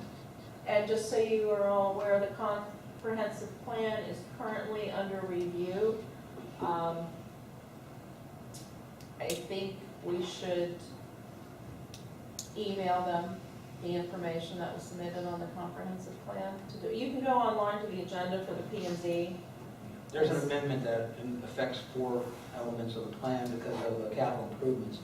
And just since Madam Chair brought it up, just to note to everybody, I know the Roadways and Equestrian Trails Committee is going to talk about it as an agenda item on the 26th, I believe, which is their next meeting. And then the P. 28th? 28th, is it? So Wednesday's the 25th, isn't it? Yeah, Wednesday's So what's the date on the Wednesday for the, right then? The 25th. I think they're the, 25. I think the 25th. I just think it's All right. important you understand that the comprehensive plan is under review and what the changes are that are being And there'll probably be a suggested. joint meeting of the P and Z and the committee, the roadways committee, just to talk about some Okay, and you were aspects of it. saying what's in front of the roadway committee? They're gonna talk about that same plan amendment that was before the P and Z last week. And then after they've had a chance to talk about it, we talk about a joint meeting. We're probably gonna set up in, I guess it'll be their October meeting. And the reason I bring this up is this all intertwines. And I just noticed that the P and Z, the lack of understanding, I think, of what goes on at the other committees as it relates to this town, even with the water district. I was surprised at the lack of knowledge some of them had at how the interaction of the Waxahachie Water Control District and the roads. Go ahead, John. Part of the agenda pack for tonight included Article 87 with regard to native tree preservation, soil stabilization, invasive exotic removals. Did we have that in one of our previous agendas? You've had that, you've had the FEMA map issue, which we're gonna, I think we're Right. going into. You've had about 4 items that we've been Right, we passing can, off. we Yeah. can No, go the through. reason I'm mentioning that, I want to make sure that, as I understood reading through this section of the ULDC, it didn't seem to me that it was inconsistent with what Tom brought up as an example in the way that you were discussing it, that we do have, or we have addressed agriculture as it relates to this section of the code. And specifically, and I think consistent with the comment I made in my memo, we've related this section and the putting up of a bond or some other protection for the town and the community in the event somebody comes in with an intended agricultural use and then for whatever reason abandons it after they've cleared, that they've got to have provided resources for adequate mitigation and restoration and removal of debris or whatever. So I guess my point is that it seems to me that Tom's example of concern and your comments regarding dealing with land clearing and consequences, we have it addressed in the code, it's just in this section we haven't quite gotten to yet. I would agree they're somewhat, I'm going to use the word somewhat consistent. I think they are, but I can't say they're totally consistent because I know the town had a committee. You may have been a member of it, I know that actually reviewed the precursor to 87. And I know, and you also had, I mean, as any new town, you had all these requirements, so you were doing a comprehensive plan, you were doing this element. Whether there was any attempt to make sure the comprehensive plan in chapter 87 was totally consistent with each other, I can't make that statement. And I know Tom and I have talked about it, but you pointed out some provisions that you had some concern Right, with. there's inconsistencies in all of it because Yeah. it's done at different times, and that, I think what the moratorium, the comp plan changes are all about is to knit it all together. Right. So I would say it's generally consistent, but I wouldn't go out and say, yeah, it's totally consistent. I don't think that's the case. But John is correct in that there are provisions. Right, Now, right. the committee, I would think, as part of what they're doing, should review those provisions to say that the things that are there are what we intend, and then everybody's cool. You know, that's fine. We all have looked at it, it's been seen. But it's the idea that there's things out there that people haven't seen, I think, that's given everyone, all around, cause for concern with, you know, with all of it. Unfortunately, the town is in a bad position. The state, no matter, you know, when you are a newly incorporated municipality, one of the first things you gotta do is your comprehensive plan. Usually, you're not up to speed, you're trying to get consultants, you're trying to get an identity of what you wanna be, you know, that kind of thing, and so, but the state makes you do that right away, so you gotta go fast out of the gate, and I mean, you know, the consultants did the plan, you know, it's lacking a lot, because they just wanted to slap it together and meet the state requirement. And I don't blame them, most planners have done that, you know. Virginia, one Yes. comment on what John brought up. And I guess it goes back to regular agriculture. That section says that if you change the use, you have to mitigate. Mitigate to what? 87? Yeah, does that mean that the agricultural business in the first place has to do an inventory and a survey of what was there? And if that's the case, are we regulating agriculture? So, you know, that's why I don't think we can make a blanket statement that we're taking all of agriculture out, and we agree with that. Because that's a perfect example of a gray area. Are we going to require the guy that clear cuts his property for agriculture to do a survey of what's there, so that if it's changed in the future, we know what to change it back to? I mean, normally you require it of developers. They want to do something, So, it's understandable. and is that requirement regulating agriculture? Okay. Oh, and just for a second, while we're going there, what you also need to look at is the equity in that. Because you're asking somebody if they're gonna put up a horse barn, and they cut down a pine tree and put the pine tree back. And you gotta put back a 50-foot pine tree. But the guy who's coming to build a shopping center or assisted living facility, he's under no such obligation to ever put up a bond with the town, to ever mitigate that, or to ever change it back to what it was. He's never gotta put it back in ag, he's never gotta put the gopher tortoises back, he's never gotta put the oak tree back. He gets to have a hospital forever and ever and ever. So why ag ought to be under some different provision than a commercial person would is That is just my a concern. philosophical question. I'm not taking a position, but think about it. You're asking one user to put it back the way it was, the other guy you're making no such responsible. And he's also allowed, as you well know, to not cut down just the 10% of the property that is within the footprint of the building, but he's also allowed to cut down pretty much everything else if he says that my grading will lead to the tree dying, and I'm gonna regrade it, and I'm gonna plant 6 oak trees because I cut down your pine trees. So in your ULDCs, it's not just all ag. You guys also are the people who are regulating through the ULDCs how that commercial development, how the farm stores is gonna look, how the bank, how the gas station, Right, when you how those stepped things out, are we- going to be. And those things, don't lose focus on that aspect of things, just so that we're worried, you know. And I agree, it's 98% of the town, but there's people who have plans for it to be much more commercial. So think about that, and think about what you're allowing the Right. commercial folk to do as compared to what the ag people may have. Right, and we briefly discussed it, I think you were out of the room for a few minutes, but Mark and I had this where I asked about commercial and the mitigation. I'm sorry. And, no, I'm glad you elaborated on it, because we only touched on it for a minute, so that's a good way. Yeah. Nina Gordon, you would, I don't want to dominate I the would like discussion. to, I would like to point out the financial burden anyone would have to start an agricultural business, having to put up a bond, having to, we're not talking about a regular survey here with what we're talking about. We're talking about tree surveys, elevation surveys, the whole caboodle, all right? Those are not cheap.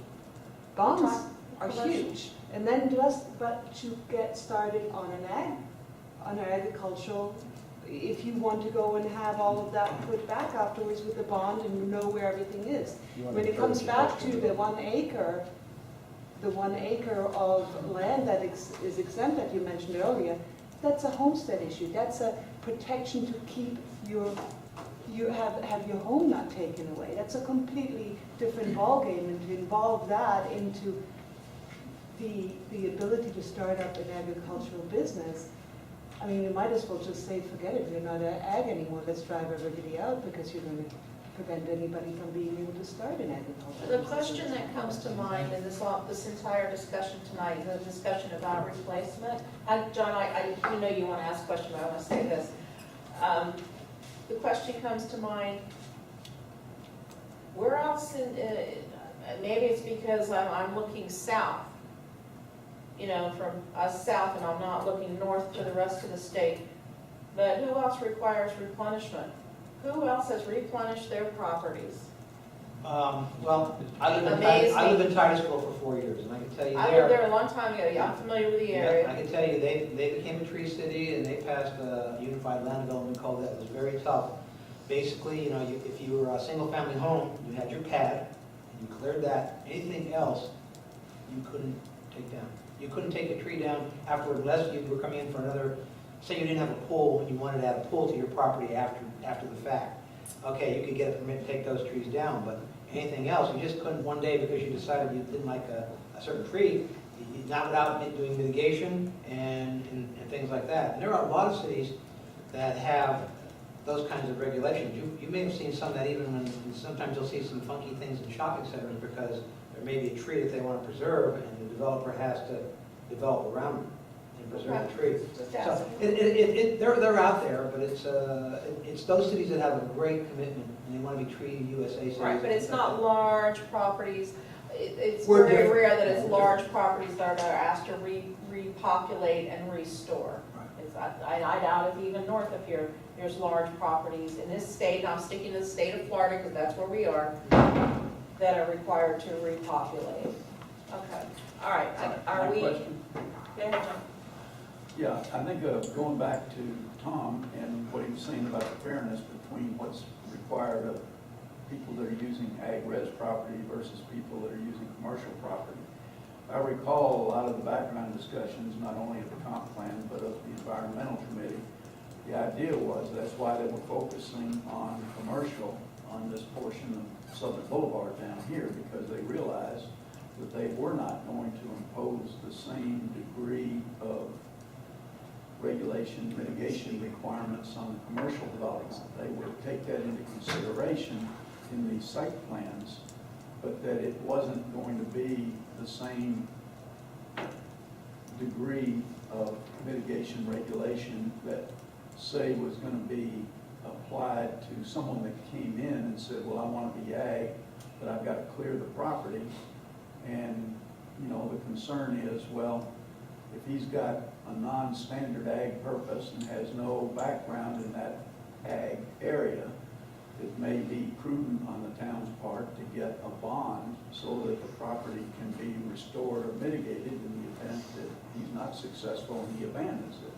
And I think that's one of the major concerns with respect to that property on A Road, where the owner was totally underwater and had a non-permitted use on the property that was leaving a lot of debris, and they had obviously clear-cut the property. And there was no bond, so the town was looking at the situation of, well, if they abandon it, do we have to clean it up? And since there was no bond and no mitigation requirement, what happens to all the trees that were supposedly on there that were cut down because it was clear? So I think that the distinction between commercial and ag-res and the concern regarding agriculture, which these people were purporting to do when they started off, and then they found they weren't all agriculture. And then when that was not permitted, then the question comes up, well, they had advertised the property for someone to just take over the payments. So obviously they were underwater and willing to walk away from it. So assuming they walk away from it, you know, does the town have the burden? And how do we mitigate that kind of risk? Well, there's a lot in those statements. Let me just say this. And Jim and I have worked in, between the both of us, we worked in a number of cities and areas, and I can tell you, 95% of the time, almost every area has much greater regulation on the commercial as they should. And usually, if you're going to try to do that, you're going to need to do a tree survey, and a lot of that upfront cost that you wouldn't be because you're doing commercial development. Generally, that's not always required in the residential. The restrictions are a lot less. And after reading our purpose and intent tonight, I'll tell you the position that I think we've taken so far, when somebody wants to come in and clear, I mean, we're trying to follow that intent, but we're also trying to give them the room because we are an ag community. The only reason why we make them fill out the information is so we have it on file, so that if they are indeed pulling our leg, or don't really intend it, and they're just using it as a way to clear, we have some evidence of which we can try to go back after them on a code basis or whatever. The issue you're bringing up relative to, I suppose you could do that. I guess the question there is, do you feel that's onerous on ag to require the bond as a safeguard to make sure that they are in fact doing what they're telling you they're going to do? I mean, I don't know, do you have a thought on that? But before you go there, I got to ask the question because Tom brought it up. If forestry is ag, and the clear cutting of the trees is the ag, they've just harvested a product off their land. But what if they don't tell you they're forestry? I mean, No, and I don't know the forestry laws that well. Right, I mean, I I'm know just what saying, pine no. trees you can, but I mean, I've got a property where you can harvest the oak trees. I don't know what the laws in Palm Beach County or South Florida harvesting oak trees. I know you can't do it with cypress trees, but if somebody comes in there, buys the land, and is legally harvesting oak trees, but through forestry, through agricultural, you can't tell them no.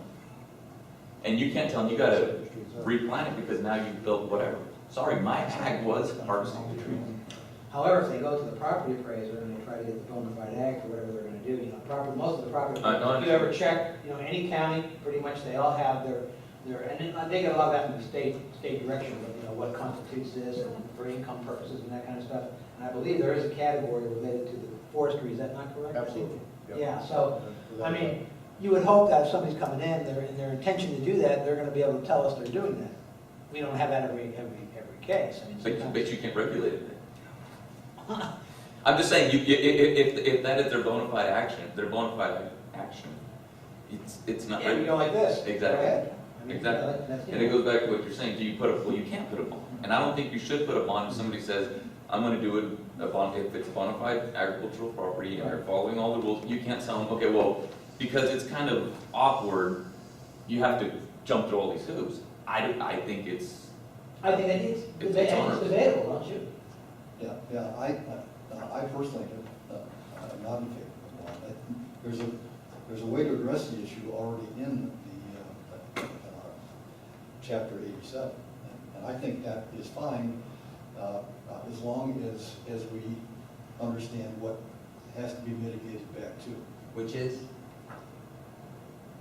Well, there has to be some kind of inventory or survey or identification of what trees or But is that putting an undue burden on somebody that's going into an agricultural process?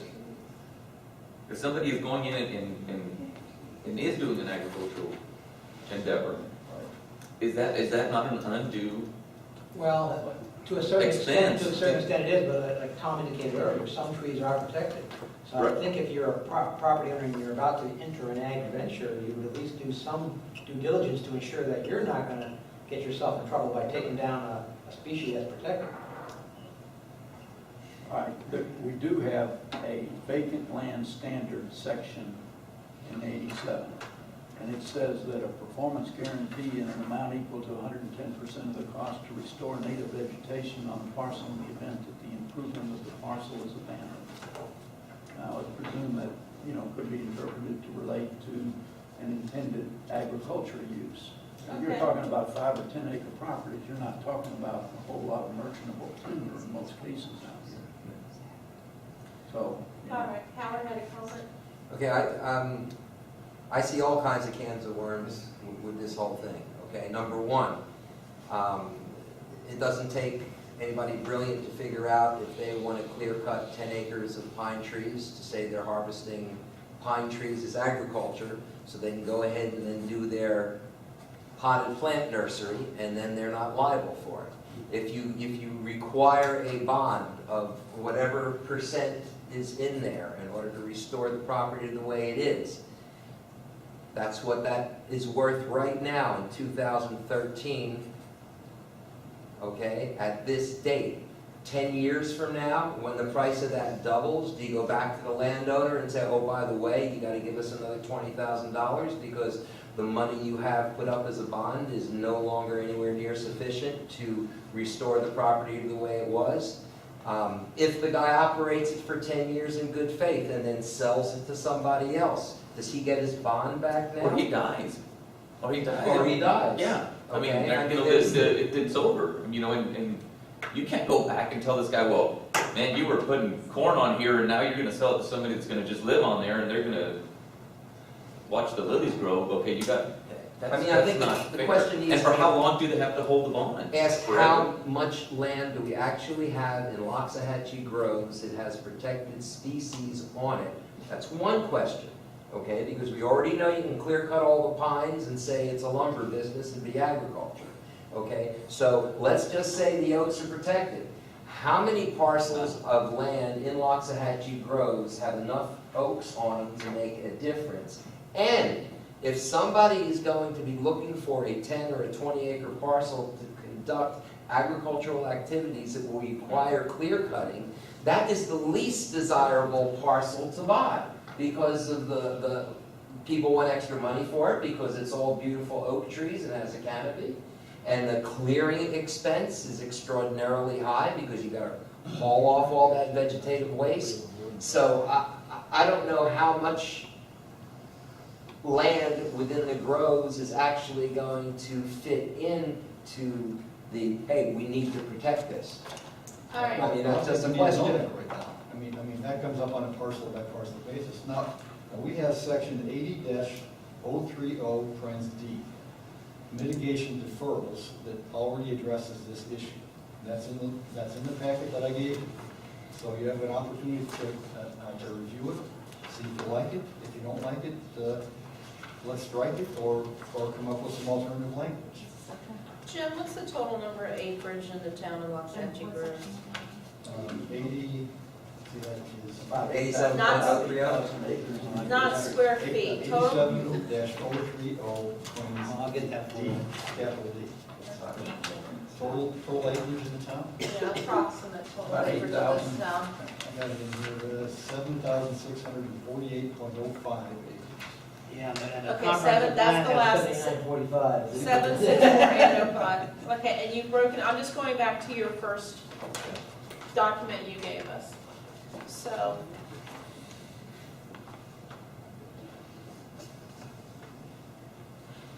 I guess my question is, how much ag are we looking to protect? How many acres of ag, not just bona fide ag, but, you know, we're talking about an ag resident because we're spending so much time on this ag issue. And let's just break it down in numbers. So About, the land that has potential to be ag is how many acres?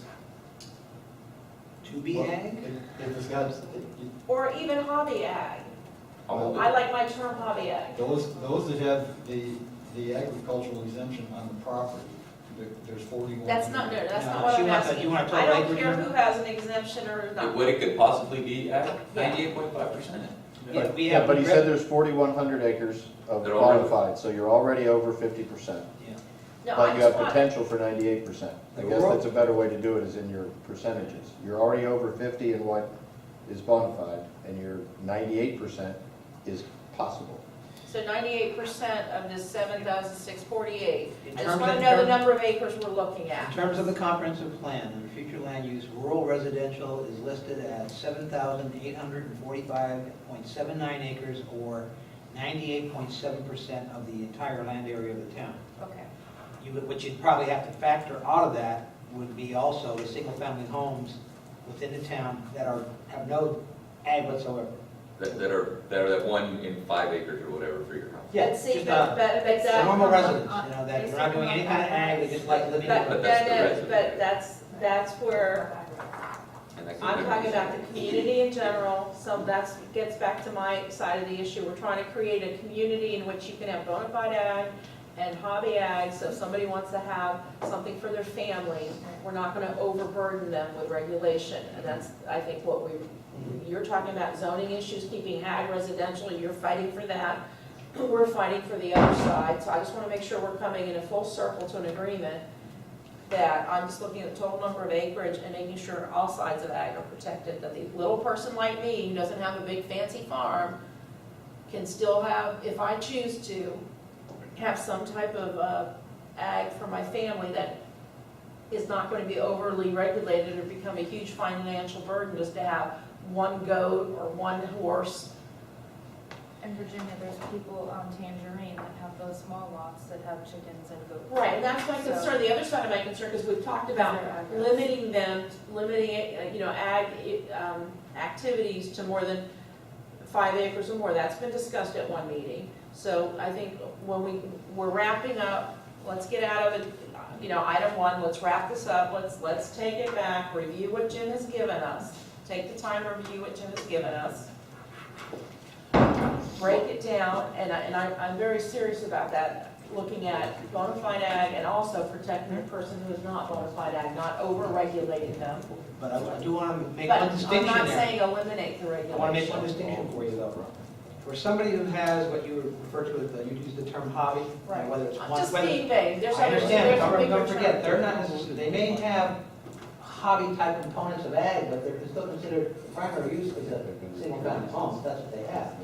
Right. So and you then- can't take them and make them a farm all of a sudden. No, you know? and I'm not saying Yeah. make them a farm, but I'm saying we're an ag residential community, and if we have to do what Palm Beach County did, where livestock is an accessory Right. use to your residence, then And the maybe key that. there, the key there then is the supplemental regulations that we were talking about Right. earlier, that kind of tell Okay. you what you can do with this, with poultry, with this, whatever. But I'm being whatever you upfront do. with the committee here, I'm not just here for bona fide ag, I'm here Right. for, on the other side of the equation where I'm not the bona fide ag. Right. I don't mind supporting bona fide ag, but I want to know that I'm not going to get literally screwed over because I'm supporting bona fide ag. I want to have a community where people can have families and children and they can enjoy the rural lifestyle in a small scale. And overall, I think we want to be very flexible too. The only thing that I worry about is the charlatan, if you will, who tries to come in under ag and really something else. Again, have you been down B Road? All right, Virginia, one quick thing in response to what Mark just brought up. Under that mitigation deferral section, they talk about if you're concerned about what somebody is purporting to do and whether they're really going to do it, one of the requirements could be to put a restrictive covenant on the property. That town can. Yes, that it would require it to remain in a bona fide agricultural use, if that's what was the reason. We'll work with their aiming here. Yeah. The other issue you also have to take into account, and 87 addresses it to some extent, is the fact that, this is where ag and environmental, and like you were talking about the tree species and everything, but you also have to look at, is something a bona fide wetland? I should say bona fide. If something is a functioning wetland, that will have certain species, and that will be protected to some extent by the environmental folks. So you always have to look at, you gotta kind of. Since you bring up wetlands, let me bring up a point, okay?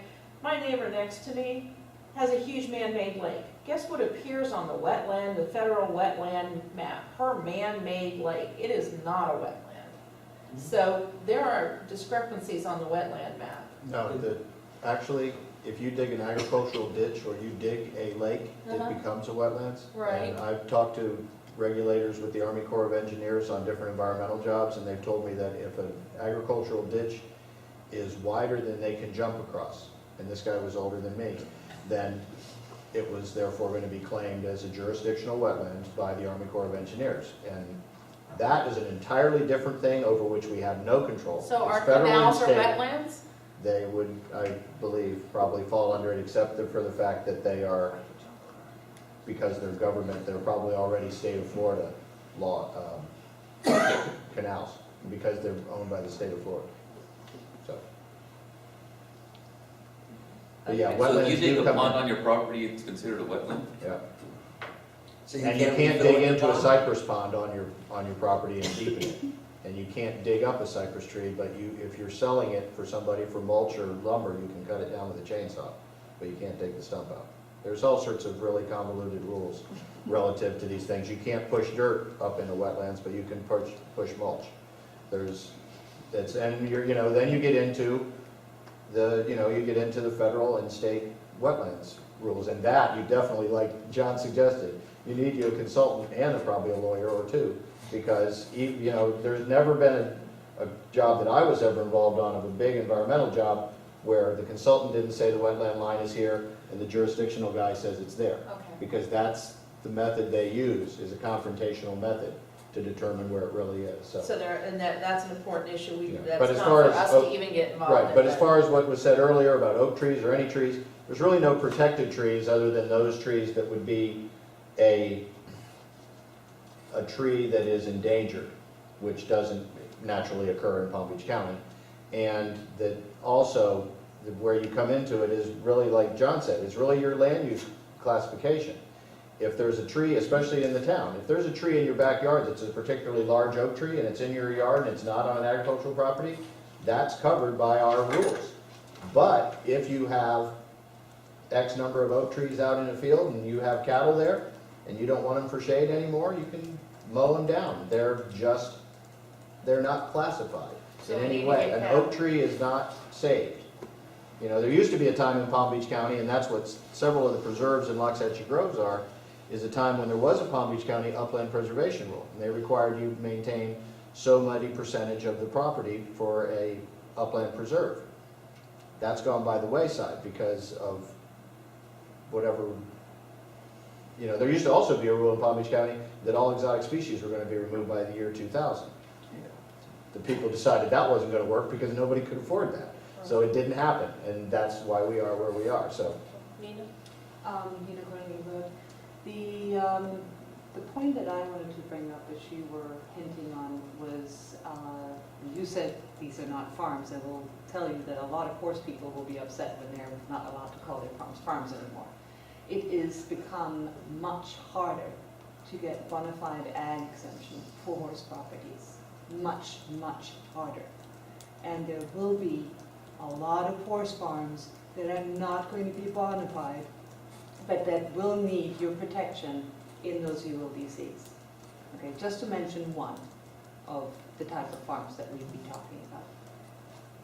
And that's my concern on that, and we've talked about commercial and industrial. Can we say, are we willing to wrap up item 1 of old business? Anyone have, we have another, okay, just make sure you fill out a comment card. Okay, bring it up. They had theirs all filled out, that's why, I'm sorry. Go ahead, and you are, Maureen with Stephen. okay, Yeah, I just want to say that, I really do respect the sanctity of the country and the environment that this town represents. And I do respect also the fact that people have come here for different reasons, some just residential, some to have small farms, big farms. And I think in the supplemental section, I think there should be respect for neighbors too, because, for instance, a hobby farms is wonderful, but if you have a hobby farm, a person who has a hobby farm and he has 18 goats and those goats all go to the bathroom and right next to their neighbors. that's where the regulations that Yes. Mark was talking about, the setbacks, and that is the difference, that's why we're discussing the difference between bona fide ag and protecting, and that's where Mark was saying you can regulate Right. what I'm calling, there's another word for it, I don't remember the legal term, or if I do, I'm just not gonna bring it up, but the spare mark.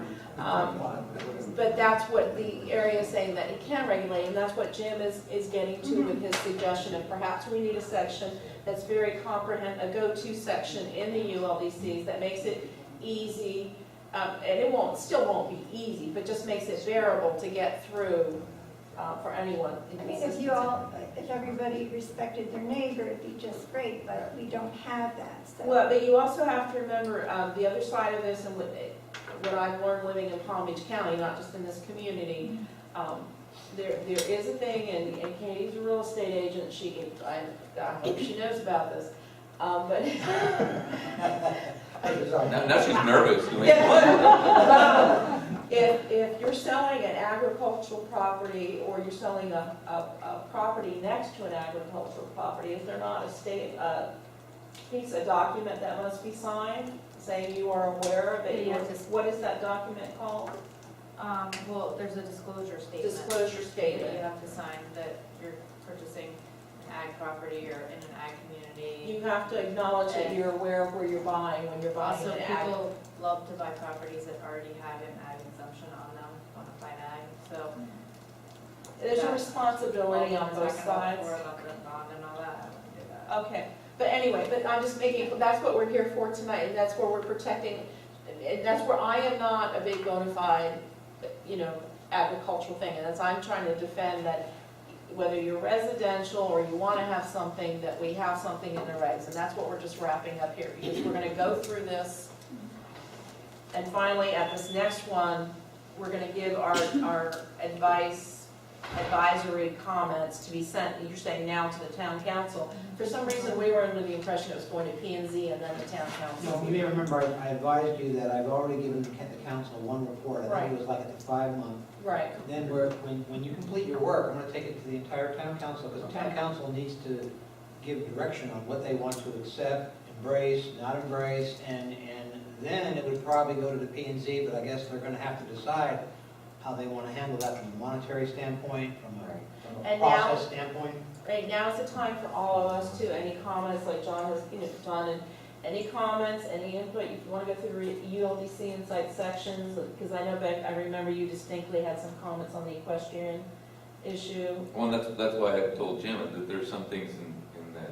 But you can email, well, because we're wrapping this up, you can be real specific, and you can send that email to Mark, and he'll get it to Jim, but the other side of it is if you get it to Mark, Mark can then send it out to all of us. So that's what I'm saying, that now is the time for us to start giving that feedback and refine it. All right, can we conclude with item 1? Yeah, I just want to say, it's not as daunting a task as it might look. No, Looking at that big package of paper, just concentrate on the yellow highlighted the yellow highlighted areas and Right. Florida statutes and the right to farm.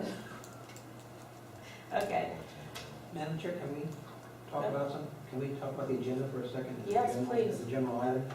My understanding was, and I apologize for being late, I was coming from another meeting and grabbing all my stuff at Town Hall, but my understanding was, Member Ryan asked that the residential enterprise be on. you brought up that it was at a previous discussion and you wanted to add it back on? Well, council wanted you to talk, we didn't have a chance to put it on because this came as a result of Tuesday night, but council. Yeah, I wanted didn't to attend talk the about it. meeting. And what I would like, the only reason I'm not bringing that up is I would like to try to strategically decide what else on the agenda you want to pull out and talk tonight, because I would like to talk to you about our schedule for the rest of the year, because it looks like we want to go to 2 meetings, so I'd How like to about- try to schedule that and find out how we're going to proceed from this point forward. What I would like to do here, Mark, is briefly, and we're not going to comment, I would like for Mark, the next item 2, 3, 2 and 3, non-conforming issues, is that Jim? Well, Howard had asked that come back on, I believe, right? Okay. And 3 is, I can give you like one final update. Right. And that we Okay. can knock that off the agenda after this. I think 75 and 87 are going to require a decent amount of time to discuss. And, we've already got into 87 a little bit tonight, but to see how important it is Let's as it move, relates to how ag. about we move 3 up to, let's move 3. I mean, we've already reviewed the agenda, are you saying you'd like to move things around here? No, I'm saying like. we're running out of time tonight. What I'd like to do is get a plan for. Okay, you want to eliminate, yeah, I'm just trying to understand, what do you want to eliminate? I would like for you to take up the RE, that would be important tonight to Take give up council what? some direction. The residential enterprise, I'm sorry. The Okay, residential enterprise issue, because council does have an item before it that they addressed on the 17th, and they're going to be addressing again October 1st, so they may be looking for me to come back with some didn't they bring input. this to the P and Z the other night? Is this the same thing they brought to the P and Z They board the did, other night? but at Tuesday's next meeting, they also requested that we take it to you for some input for the What did next P, meeting. and may we ask, but, okay, all right, what about, Howard had some questions on the AGO opinion? Well, let's see what happens after we do next meeting, because. Okay, you want to, so you want to, the AGO, we'll do table to the next meeting after our Mhm. discussion? Okay, I mean, I still think, fine, let's go on and on, let's start with non, But can we discuss calendar first, is that okay? okay, go ahead, calendar, let's already? get, yeah. Okay.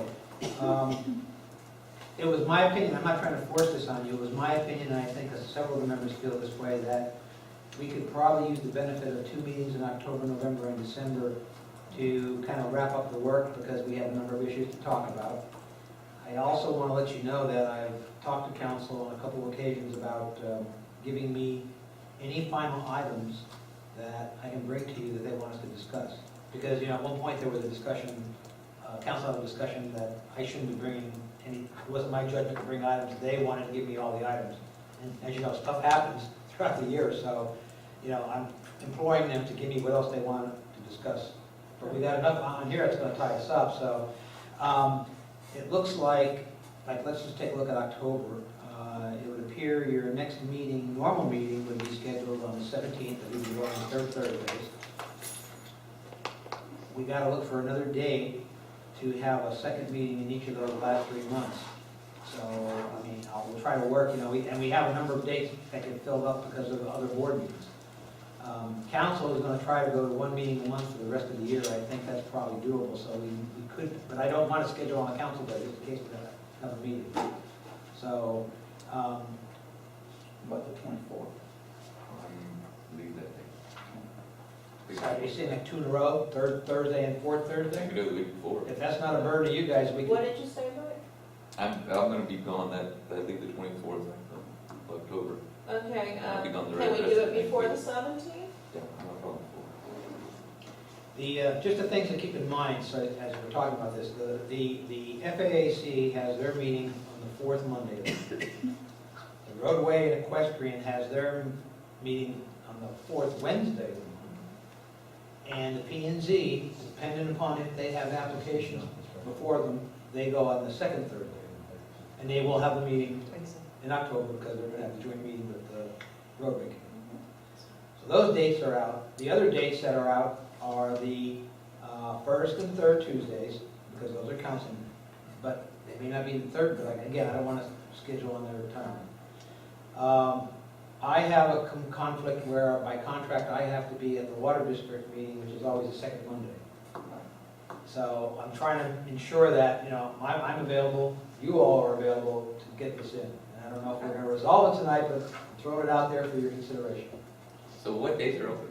I was waiting for It that. might be easier for you to tell us open Yeah, days. what and do you closed have days. in the first half of the month? Okay, you would Right, have next- the in 2 first, weeks the from first now. Wednesday would be open. The first Give us Thursday. the date. Oh, I'm sorry, well, in October, you're The talking the 2nd Second, or the 3rd. How about the 16th? the 16th, and the Beck 16th. said he could do that. We're meeting Yeah, October well, you're meeting on the 17th. 17th, you wouldn't, you'd have back-to-back meetings 2 days in a row. No, that's what I'm saying, what do we have in the beginning of October? Is that, first Thursday. That'd be the 3rd. how does that work? See, it's not too bad because you've had these stuff for most of the meetings, you'll just Yeah. be adding on whatever else we need to add Does on. October 3rd work? I think that's great. October 3rd, 3rd and the October? 17th in October. Yeah, So okay. so then for November, let's see if that works for 5:30. November. 5:30, November looks right? like it would be the Yeah. 7th and the 21st. The 7th and the 21st. Thanksgiving is the 28th, so that's probably Okay. not an issue. Are they Thursdays still? Yes. Okay. And December looks like that would be the 5th. Wait a minute, say the November dates again. The November dates were the 7th and 21st. Thanksgiving is the 28th. 28th. Which will be trouble for our meeting, we'll have to move that. Be the 27th. Thank you. Just give me that up, you'll be scheduling. Meeting's always a Careful. challenge. Careful, Mark. We gotta get one more meeting, so December 5th, now what? And it'll be the 19th, which is, you know, toward the How's end. that work for everyone? We'll let you know in November how December Yeah, I works. mean, if you want to just do October, we can talk the No, next no, meeting. just something, like set these dates, but if something, comes up in November, we're gonna come in and say, hey, what else you got? If somebody has a conflict, you know? I mean, unless, do we have a snow day? He's not joking. I know. We have a flood day. Yeah, there you go. I think we need to have an ag day. December 5th. That'd be more appropriate for us. December 5th and 19th, so October 3rd and 17th, Right. November 7th and 21st, December 5th and 19th, 5:30. 6 meetings, but I think we can wrap it up with Yeah, right. that. I'm trying to be positive. If I may ask you at the next meeting, could you please give us a one-page? I'd like to see all the points we were to have gone over on a one-page sheet. Oh, yes. I would Yeah. like just a bullet point of the issues presented to us. And by the Or first, if you want to email that to us, don't even wait for the agenda, Mark. If you would like to email all of us a little email saying, bullet point, these are all the things you're supposed to have. the only thing that I have to wait on for the first is for council to tell me if they have any additional items they want me to in turn impart to you. God bless them. What date is that, October 1st? Yeah, that's our next council. Okay, let's go on. We got the Okay. dates are set. Okay. So, All right, Jim, you want to take we're doing the residential enterprise next? Is that what we're gonna do? which is the short, is that the long one? Well, I think that's important only because we need that to give Okay. council direction on the first. All right, let's Take it go. away, Jim. Yeah, I mean, it's a pretty short one. For a variety of reasons, the town council decided that it needed to take a look at a couple of issues related to residential enterprise. Residential enterprise is a conditional use, subject to conditions in Article 80. I think I have Article 80 in the package, so. 80020. Yeah, so you can take a look at it.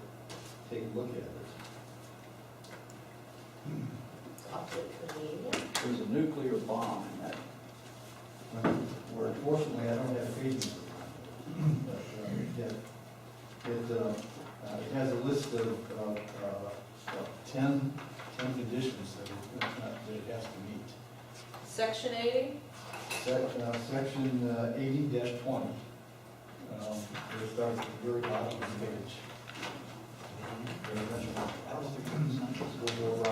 What page is it? Well, I don't have page numbers on that. Oh, I see. No, now that was a handout that I used. It's in section 80 of the handout. Okay. That's in the big, Yeah. So items A through K. That's, item A through K, the council directed staff to write an amendment to subsection H, which currently reads, Clients or customers? clients or customers, no client or customer shall be allowed on the premises to transact business of any nature. Now, council's direction was to delete that section. Staff, misinterpreted council's direction a little bit. I thought that they wanted to revise that section to allow up to 3. In fairness to Jim, we all did. Yeah. Myself. I think I was I don't want to take the blame for that. We all did. We gotta watch the video, is that what you're saying? The minutes were clear that I brought up that section needed to be eliminated in total. And Jim Rocket made a motion that was seconded by, I think, Ryan Liang. And they agreed that it should be eliminated. Yeah. And the reason for that is that opens up a nuclear bomb in this community. It requires that residential enterprise be done in an accessory building, and with the addendum wording that they talked about at the meeting, they required that up to 3 customers could transact business in that, One time, yeah. in that accessory building. Now, if you've got ag res, and you've got a separate building where customers are allowed in to contract commercial business, to me, you've destroyed ag res. You have made it commercial. Hold that point, we're going to talk about that. That's a good. Yeah. I mean, the whole Yeah, I motion, the understand. whole motion was to completely eliminate paragraph H.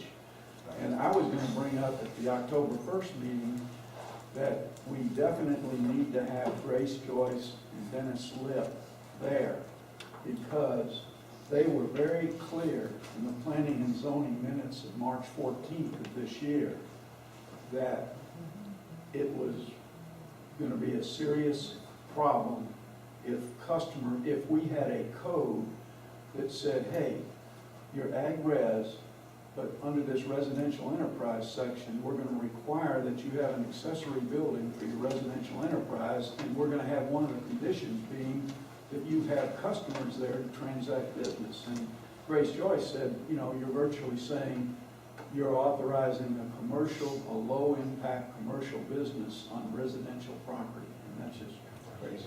Yeah, I understand, John, totally. Hold on, Jim, I think what Jim started to tell you, the reason, I think I better go over the history first and then get back to where you're at, okay? Because John kind of jumped back to the history. We've had a situation where we had a gentleman named Mr. Klein, Mr. Bill Klein in town, and he had I guess he does a number of things. One of the things he does is he makes guns and sells the guns. And at one point in time, he had this operation out of a storefront in West Palm Beach. But he wanted to come in and do it at his residence in town. And in 2000... It started at his home, then I had to move to a storefront in the county, and then he moved it back to his home. Okay. The only way we could accommodate his request at that time was to slot him as a residential enterprise, which was okay, except that when the ATF did their inspection as it relates to firearms, they noticed people on the property and they said, oh, you're not complying with H of the town's code. They didn't tell us what to do, but they basically said he has to comply with your code. So he petitioned the council, and the first time the council said, okay, we're going to do this amendment to allow up to 3 customers at the premises so that he wouldn't have the issue. Wait a minute, the council first of all said, let's just take out paragraph H. Well, they did, and then they just did that to 3, and then they made another change, and they affected several other conditions. Went crazy. And went to P&Z, and the P&Z looked at it, and remember, Ryan is correct, Grace Joyce, I think, led the charge and indicated that, well, wait a minute now, what you're doing is you're opening up a can of worms because you're making these properties commercial, they would fall on, because you're bringing commercial customers to the property. She cited building code issues and things that would probably come up. And the P&Z board was very strong and recommended, that several of them came to the meeting and tried to, talk to council. Council ended up, when it got to the second reading to approve it, it actually failed. So the amendment was dead.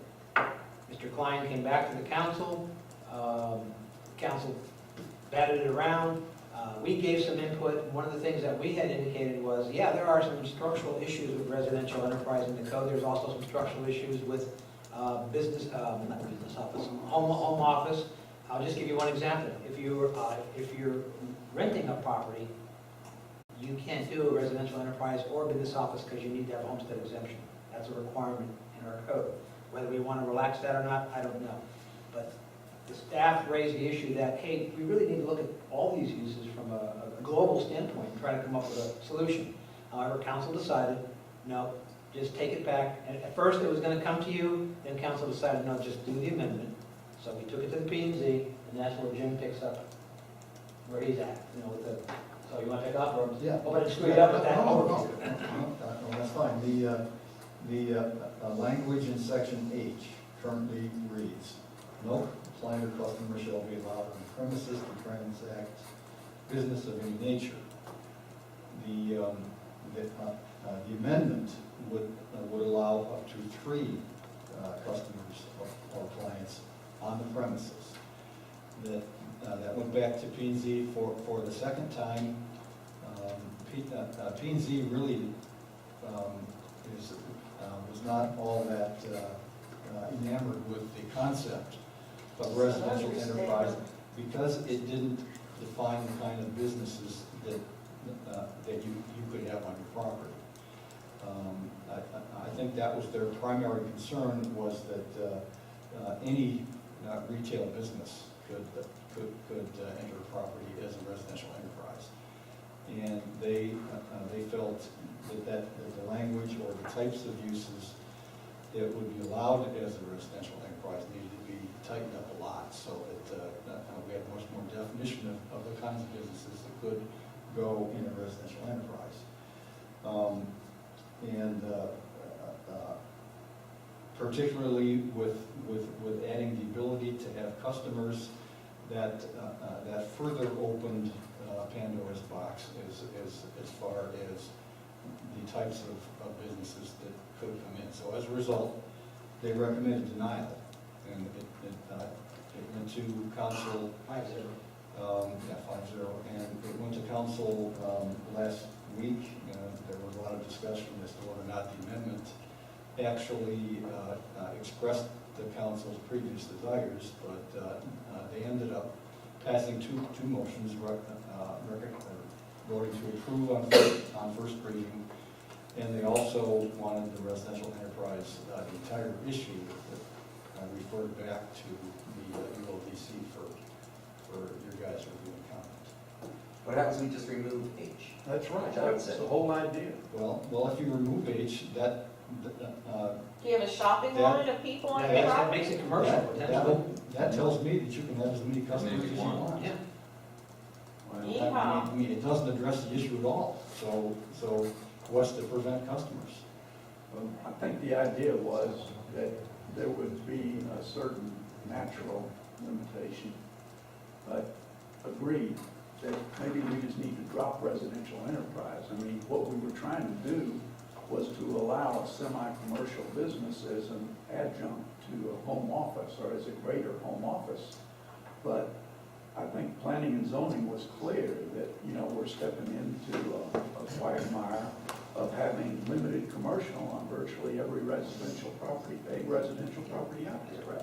Well, I have the feeling that if we eliminate it, we're going to create a lot of non-conforming uses of it. No, we have legacy, we're permitting legacy businesses. Well, legacy, we might be able to, that's the other aspect. We wanted to study the residential enterprise and the business office, not business office, home office under the legacy thing. We have public comment. Just, I agree with John on the legacy issue, but you know what, with the Klein thing, legacy doesn't solve his problem because of what Braden referred to. So that's how we got where we are, not that we're all dumb up there, but in accommodation mode, we've really gotten way out on the plank.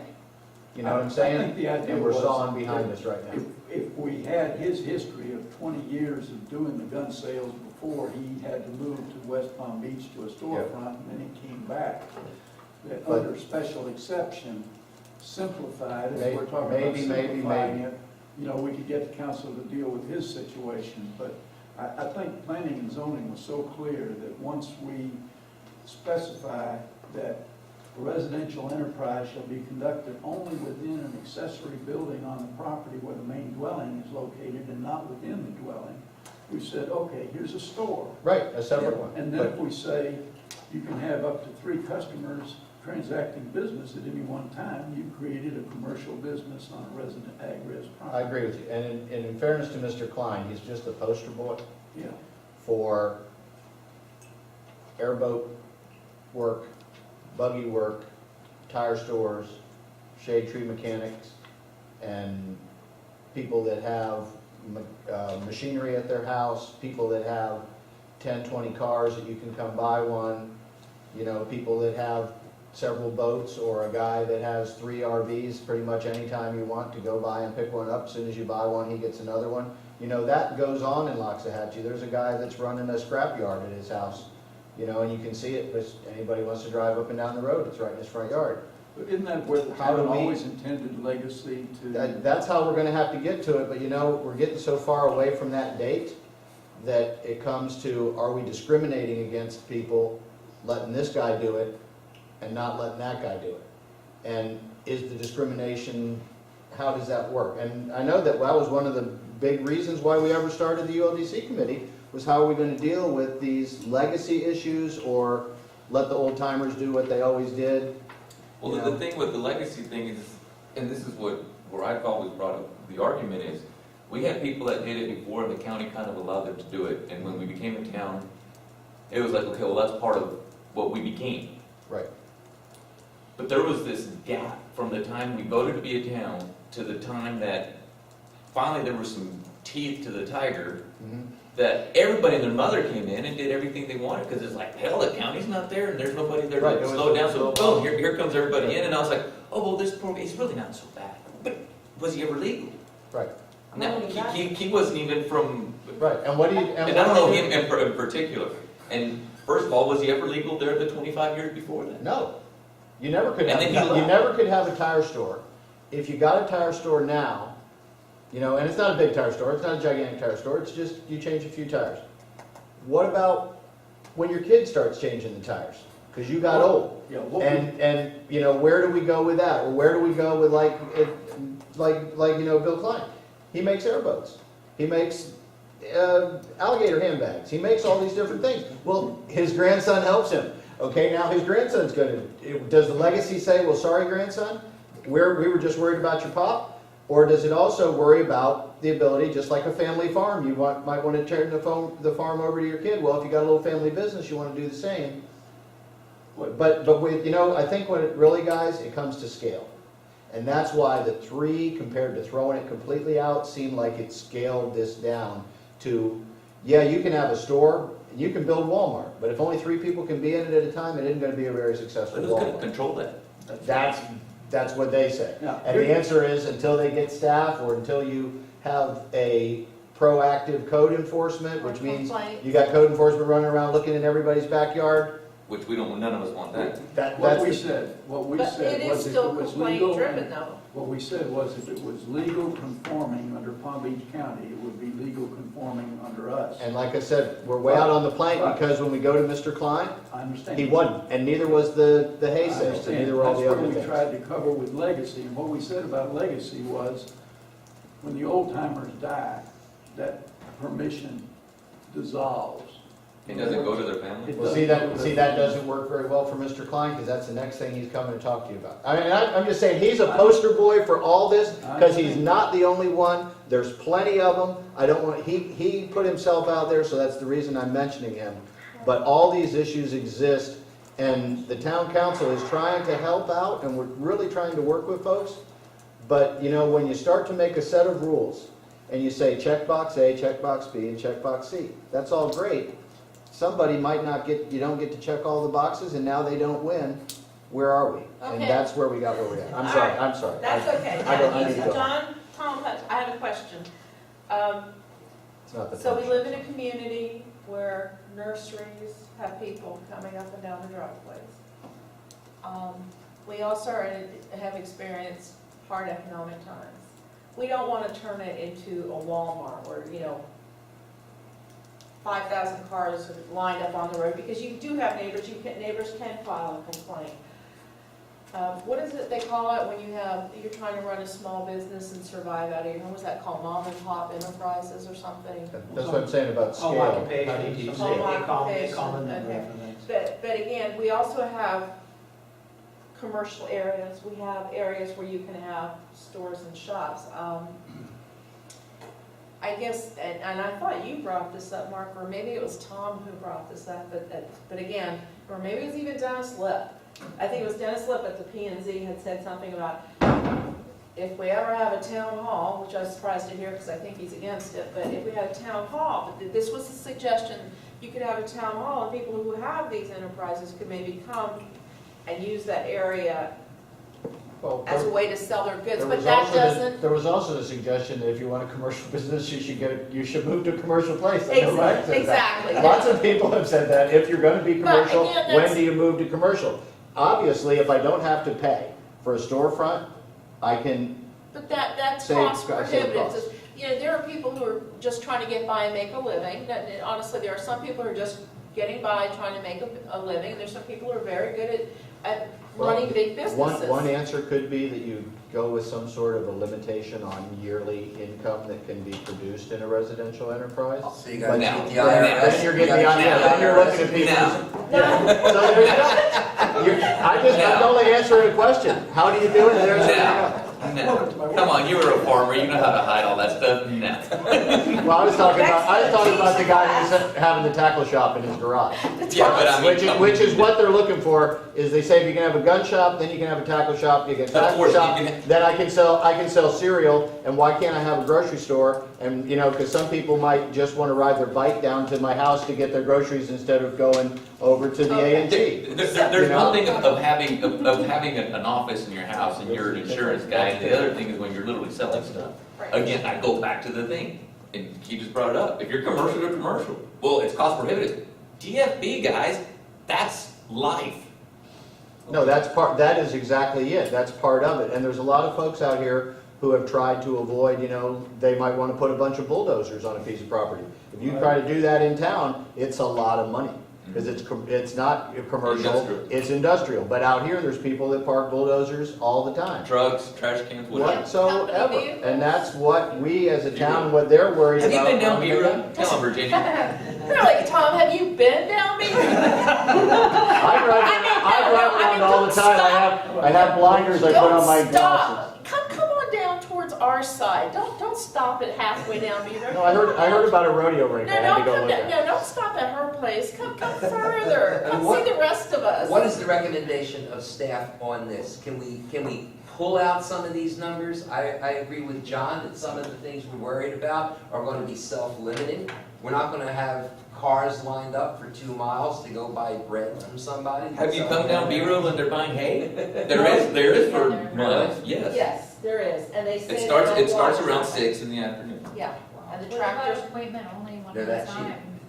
What are you, That Jim's That was trying to not- say that was something. Go not ahead, ever- Jim.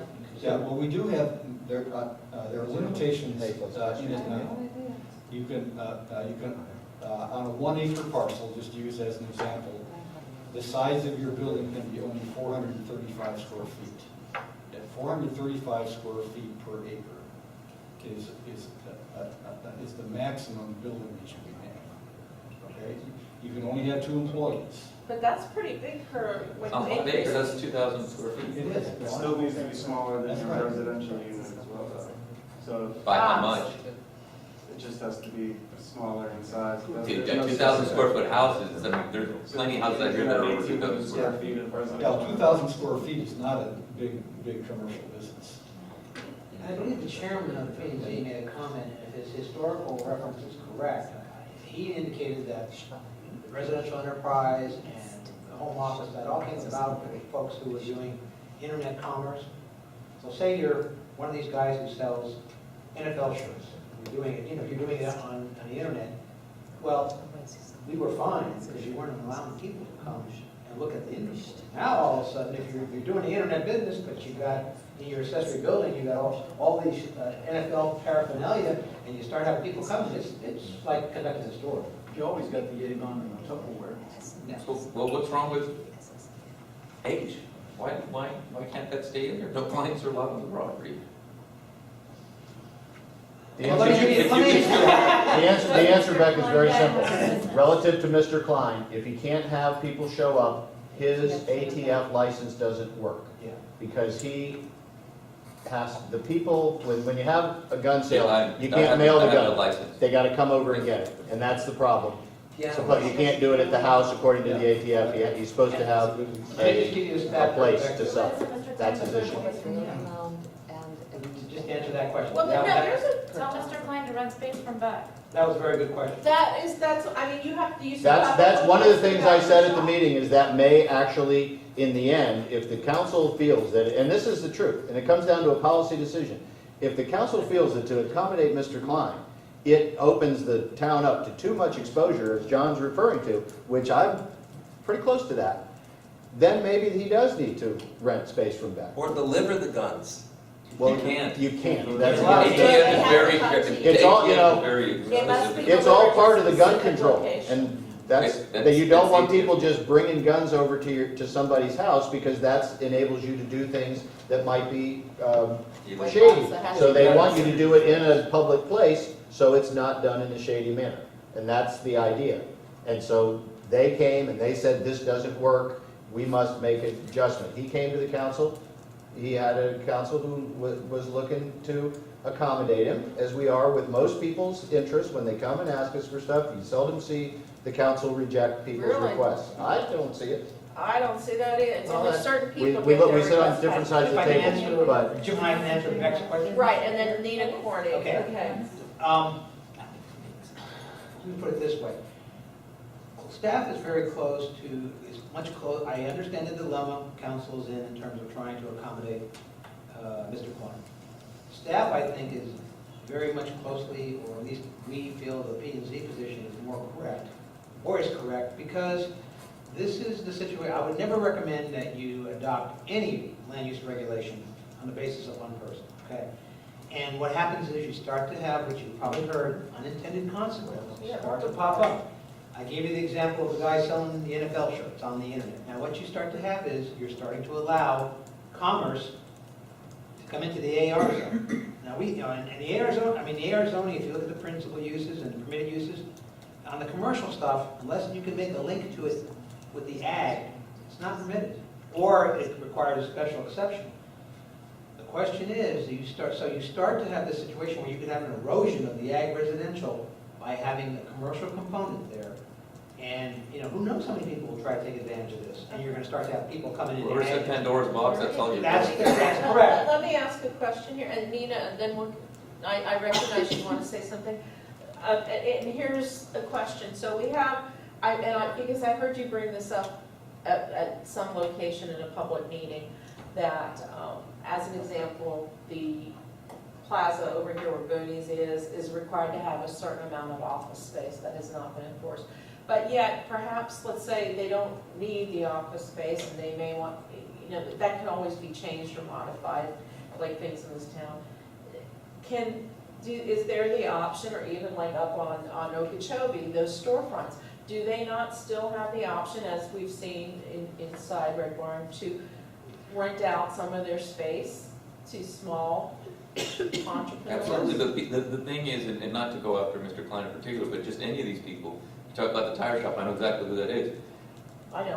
They don't want to spend the money, Right. and they don't want to have the added expense by having to go lease a space Or is it not profitable? or anything.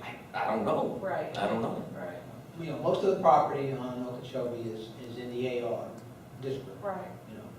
And, Jim and I went to council several months ago, and, we pitched some ideas that are very much in control.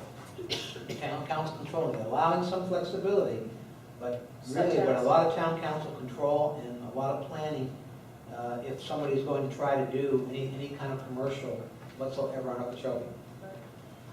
You run the risk with this. You're staying very strong on not having commercial on Okeechobee, but you're opening up the door to our AR areas in the town. It's not logical. It's not gonna work. So, I'm not saying I'm pro this or against this. Here's just the thought, it may be completely stupid, but just listening to every issue. What if you hit this on several ends? One was the idea of how many customers at a time. Second would be how many customers per day. Third might be that anything has to... The enforcement issue comes in there. I Right. know what you're saying. It Third sounds, would be to go that everything has to be hidden from the road and neighbors. For example, you have to, at that point, you have to grow your eurekas or whatever it is. And maybe another one, you mentioned the internet business, where there is, if there's something that's being mailed, the truck's not coming to you, you gotta go out to the post office. I don't know whether that would help you out at all. on that one, I'm not saying I'm You already have or similar, against it. you have similar rules in there right now all about that. there's 11 conditions. And as they said at the P&Z board, when that was written, that was sort of written to accommodate, having a home internet business. And at what point does the home internet business, I might have started in my TED shed, but then I built a giant building, and then when do you have to move out and move to a big place?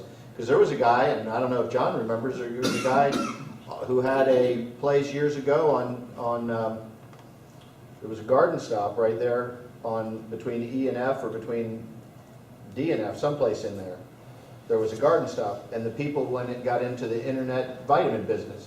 And before too long, their garden stop was done, and they were done mulching, but they were one of the first people doing mulching on Okeechobee.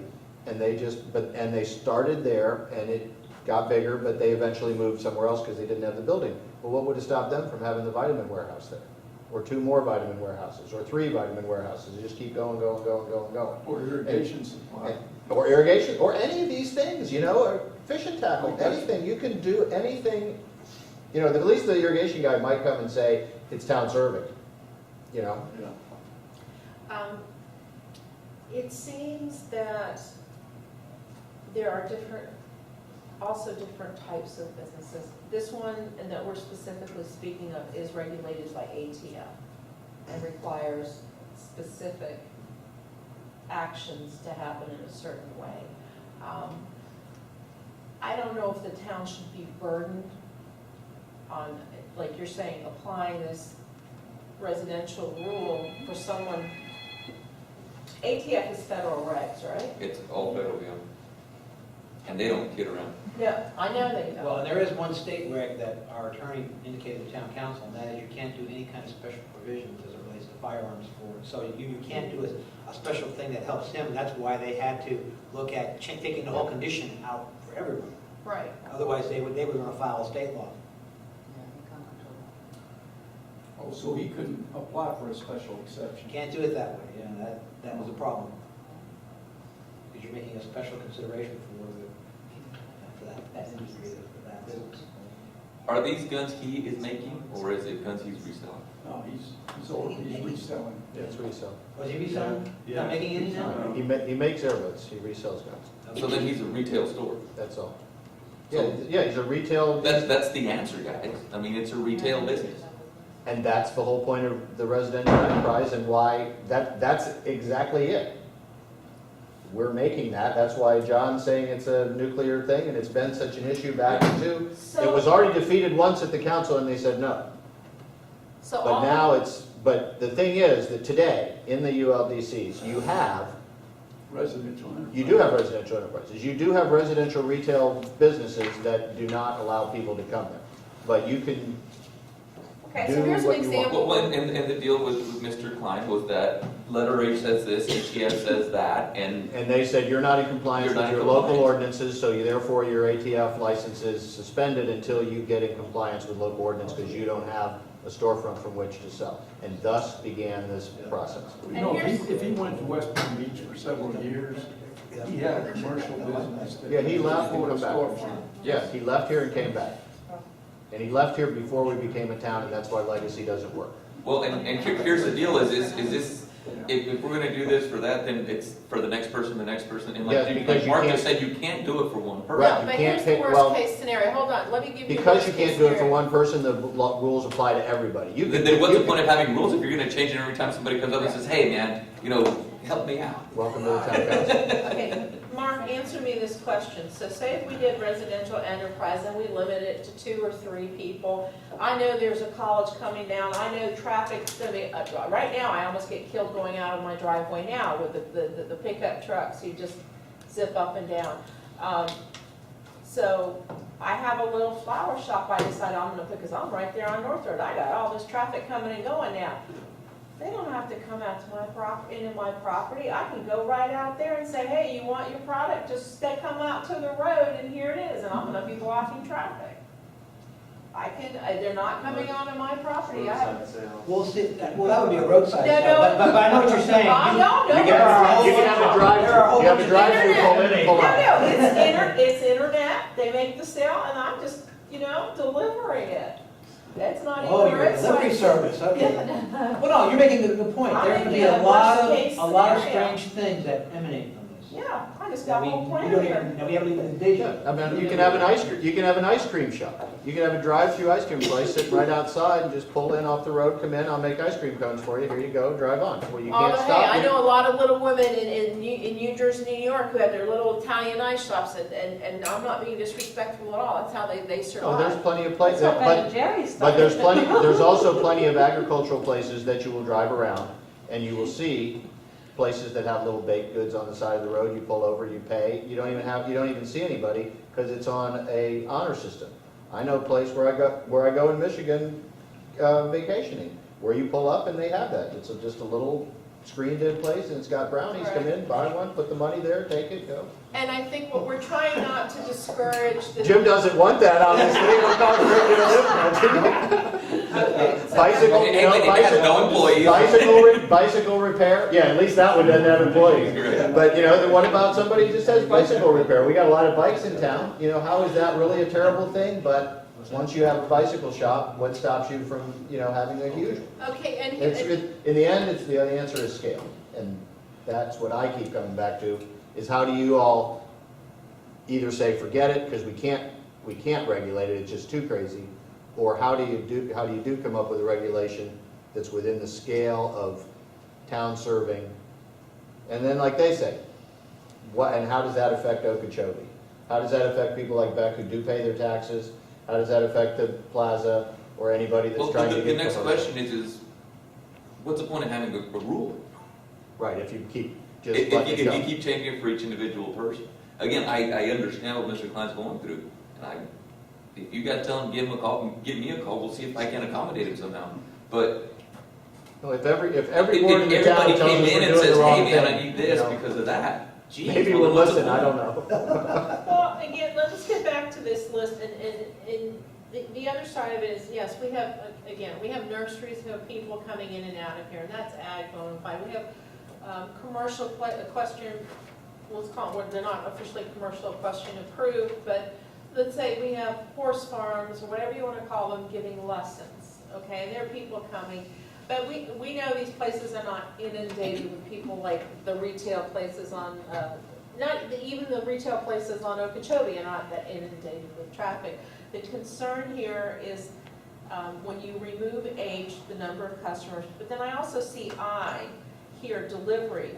Even if somebody wanted to, are you saying that if somebody wanted to have a small business in their place and they chose to take the product off-site, not have customers, right now you're saying you can't have any customers. Okay, I'm not talking about ATF regs. I understand ATF regs, and it's like the gun must be delivered here, and then you're going to charge the customer X number of dollars to pick it up at your location. But it seems also that I'm just throwing this out there, the delivery, that any product you do make or sell non-ATF, you're saying you physically cannot deliver it, that you must send it out by UPS, Federal Express, or mail? And that's where I think that, I'm trusting the chairman on this because it sounds like his depiction of the residential enterprise, that's pretty accurate, that it was meant to be all through the mail, basically, or through the internet, and then you're mailing it back out. So, it doesn't allow you to go deliver. I don't think that, But if you're an accountant, you prepare data. But that doesn't fit in there, that goes into your home office. I don't think that was in the intent, because it says if other commercial carriers are required, the residential enterprise shall be deemed to require a special exception. So now they're saying if big trucks gotta come in. So I don't think this was ever intended to say that you can't throw your stuff in your pickup truck and go deliver. Okay, Yeah, all right. exactly. That's why I just want to make sure. But that's why they put it in the accessory structure, I believe. It's like to give you almost, for lack of a better term, warehouse space. So we're not preventing people from having small enterprises. I just want to make sure what we're not preventing. People can have a small enterprise in their home. They can make a product. They can go elsewhere and sell. Again, non-federal. And They what can about do it tutoring? in their piano home. lessons That's and home things office. like Yeah, that? but you That's- still that's can't have problem. foot traffic in a home office. Yeah. Pardon? You still can't have foot traffic in a home office. Right, but you said the tutoring and the piano lessons came Well, were that's protected. also the problem, because somebody brought that Or up. an accountant. If I'm gonna take piano lessons, I gotta go to, the teacher's gonna teach me, I gotta go to his. But I thought you said that was protected. They were under some. You brought that up last time, wasn't that protected under something? Legacy. Well, No, not legacy, how do they do it in other communities? We discussed. well, they this. do it as a home, it's more of a home occupation, but that requires a whole bunch of other requirements. Okay. In other communities, they don't allow it. Yeah. You can't have it in roll call. You can't You what? can't do this kind of stuff in Royal Palm. You can't have a You gun can't shop. give home piano lessons in your No, home? piano You can't lessons piano or math lessons. tutor or In your accountant. house, in your house. they Look can. at the, Not- Pamish not Polo in- does them. Residential That- enterprise is in a Yeah, well, different. Accessory that's- building. The accessory Ah, structure. okay. It's nice. But now, here's the one thing, I mentioned this earlier, and Home occupation. staff needs a direction on this, and I think council probably does too, because I guess Braden's had, what, maybe a dozen people now, they've tried to come in, they're leasing property, they're a rental, and they want to do the residential enterprise, but we can't give them a business tax receipt. Most of them want to do a home office. Most Home of office. them would be like a contractor, they just want to Yeah. have their business tax receipt set But up they have for to have their a homestead living. exemption, so they But can't. you need a homestead exemption, so they can't give it to them. Why do you, so maybe we can, I mean, it seems something that we can at least say that you don't have to have a homestead exemption. I mean, what can't. Well, that's what I'm saying, we Are need some you direction okay there, with because that? technically you could say you're discriminating against somebody who rents a property. Right. Right. Well, So- discrimination with a reason may not be discrimination. It may just be. I would say your reason's not very good. I mean, if you're trying to protect ag residential and rural, Yes. you know, you've got to draw the line somewhere. Like, I know a couple of properties down from us, a guy's got a construction business, and he's hired a guy that works for the construction business, and lives in a trailer and provides security for all the equipment that he's now parking on the property. Now, to me, that's a commercial business. Well, the home Right, that office wouldn't would be, not that's be, not a home office, that wouldn't be, I don't know how they got that, but Yeah. it wasn't their. They're just doing it. Right. It's one of those B road things you're talking about. but that's where you, Yeah. see, John, that's the the home it would be, what we're saying is, what I'm saying is, no, maybe you don't have to have a homestead if you're rented to have the home office. I'm not saying that equipment is okay, that's why people in Miami pay a lot of money for their warehouse space and industrial space. That's why in West Palm Beach we have industrial parks, but out in Waxahachie, no one wants to complain about, you can complain about it if you choose to. But I don't see the harm, and it's just my individual suggestion. If you're looking feedback, and everybody else will have theirs, but I don't see how, whether you're homesteading or not, affects whether you should have only a home office. I'm not saying foot traffic. I make a motion that we remove the requirement to have a homestead exemption in order to have a home office. Why? The whole purpose was to say that if you own property out here and you wanted to do a business, you had to have a homestead exemption. You couldn't just open It it up does say to home somebody. office, Well, Well, I understand, but the thing is, you can come in here. not a you can- residential I enterprise. know, but you can come in and rent a house for $1,000, and a normal office is gonna be $2,500. So you can have the same office. And you said, well, it's just my home office. it's just really. There was one guy who, the Yeah, but guy you was living with his have to sister. live there. And he You have to have a Yeah. copy of a I mean, residential there was lease a- showing that you live there. Yeah. When The I last was person that there, came like in, that. he's like a general contractor, he just wanted to register his business tax receipt, but he lives with his sister. His sister owns the home, so since he doesn't own the home and he doesn't have the homestead exemption, he can't take calls and he has nowhere to. What I about couldn't the understand requirement why for you your would do it, residence? it's hard to, He has to have a copy of a lease. And if he lives with his sister has to run him a room and prepare a lease. For $1 a month. Yeah, but Yeah, but he doesn't have, He doesn't own the home. the He doesn't homestead have the exemption, he homestead can't meet that first requirement. Right, but if we remove that, then he. Oh, has yeah, a lease. yeah. Well, right. let He has to people, show you because something that you he brought up actually a lives motion there. too fast. What are the negatives on that? And again, we're only advisory. Well, I understand, but we've got to advise somehow, so we need to Okay, well. discuss it a little bit, Well, not it has just, to be an accessory use, number Yeah. one. It can't be a principal, a Right, home right. office can't be a principal use. Okay. So it's got to be an accessory use to something. Maybe we can say it has to be an accessory use to a residential unit and not accessory use to anything else. So that means somebody's got to be living there that has a business and. permanent residency or some, but how do you prove that? Well, I would say. Are you gonna send the Nazis out there to knock on the door? Are you in there for sure? FP&L bill? But again, if he's living with his sister, the FBA bill's not gonna change. Driver's You license. get rid of residential Driver's enterprise and license. go back to home occupation. If you're gonna fake out, if you're gonna lie to the state about you don't live there, you're committing fraud on the state, so you'll commit fraud on us, but if not, if your driver's license says that's where you live, that's where you live.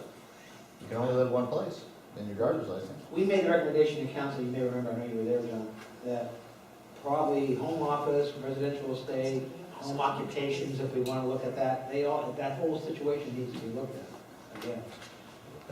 From a comprehensive standpoint, so we come up with one set of rules that kind of address these issues.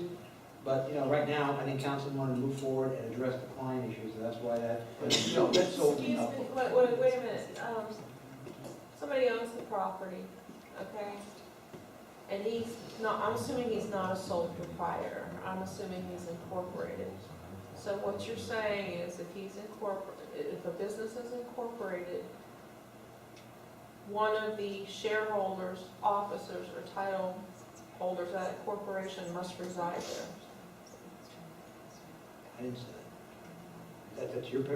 I'm just saying, if I own my house, and I choose to, and I say, hey, I want to set up a little business office for my brother's electrical business, and I say to you, by the way, I happen to be the vice president of the company, are you going to give me a business tax receipt? Right now I am, because you're the homestead, if you're the homestead. So in that Right. situation, So all she has to do is, unless he's got big tax liabilities, all she has to do is become an officer of the company, right? even if you're an officer of the company, you're not necessarily liable for whatever tax bills are. It runs with who has the homestead exemption on the property. Yeah, right. As long as they're an officer of the corporation or LLC. Yeah. So then they should be, That might be that one might way be a to- suggestion. I think in his case, he couldn't do that, there was some reason or something, right? I don't know. But no, I'm just saying, if somebody does not have say if it's a family member and they want to have a small office, all you have to say is, hey, I'm just asking if this is correct, my interpretation of the situation. If they become an officer of the corporation, then therefore they could ask for a business tax receipt to have an office in their house. Yeah, it'd be under them then. Yeah. Well, going back on what Howard was starting with the motion is, and you brought it up, is I think we should address that whole issue. But we started on this, what's it called? Residential enterprise? Well, yeah, Why council. don't we finish with residential Right. enterprise and then we can go to this home office? I've got one quick thought. There was a business that has started in the last, 20 years, where you would essentially have an office, a big office, like, the Sherwin-Williams space in your building. And you would just have desks and maybe Yes. one receptionist, Mhm. and people would use that That's as what their you need to do, Beck. office to conduct commercial business. And if they wanted to, order the guns there, they could do that. But, they would basically have more than just a PO box.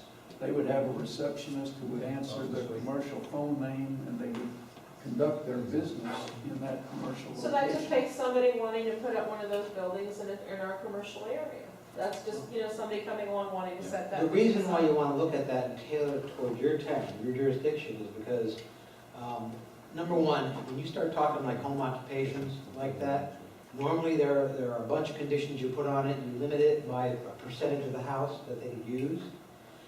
Usually in home occupations, you weren't allowed to have any employees on the site. And that's what knocked out a lot of years and years ago, doctors, dentists who had a small practice used to do that, and they'd have for a hygienist and everybody. But what a lot of cities did was they made them like a super home occupation. They would have to go through like a special exception process and jump through a lot of hoops to get that approval. Because ultimately, it still comes down to how much traffic is going to be generated by the use. And so they would put restrictions, you couldn't have more than 2 people at one time, you'd have to have a parking area laid out, and it gets kind of crazy. It gets to the point where you're almost having, retail. That's why those were special exceptions. The smaller were based upon a number of conditions, just like the residential estate. And then that would allow, for example, if you're doing piano lessons, the one person comes, drops off their kid, they can do the piano, that's fine, because that, So we really would have to look at how it comports with the town and make some recommendations if that's where you wanted to go. It just depends how broad and how much you want to allow. That's 4,000 square feet of lawn. Oh, and I guess what I'm also confused about under this residential enterprise thing, because again, having gone to town council meetings, and where are we, I mean, I know we went with historical legacy and this hay sale stuff. Did the town council approve some things? That's where I'm confused as what the town council has approved. Town council gave us the go-ahead, that started out as an amendment to hay sales. Right. Okay, well, town council gave us the go-ahead to move forward on your recommendation of the historical legacy, and we're gonna be trying to finish that up. But we've just been working on a number of projects, so it's, I think, I don't know, Jim, we have that done. So historical legacy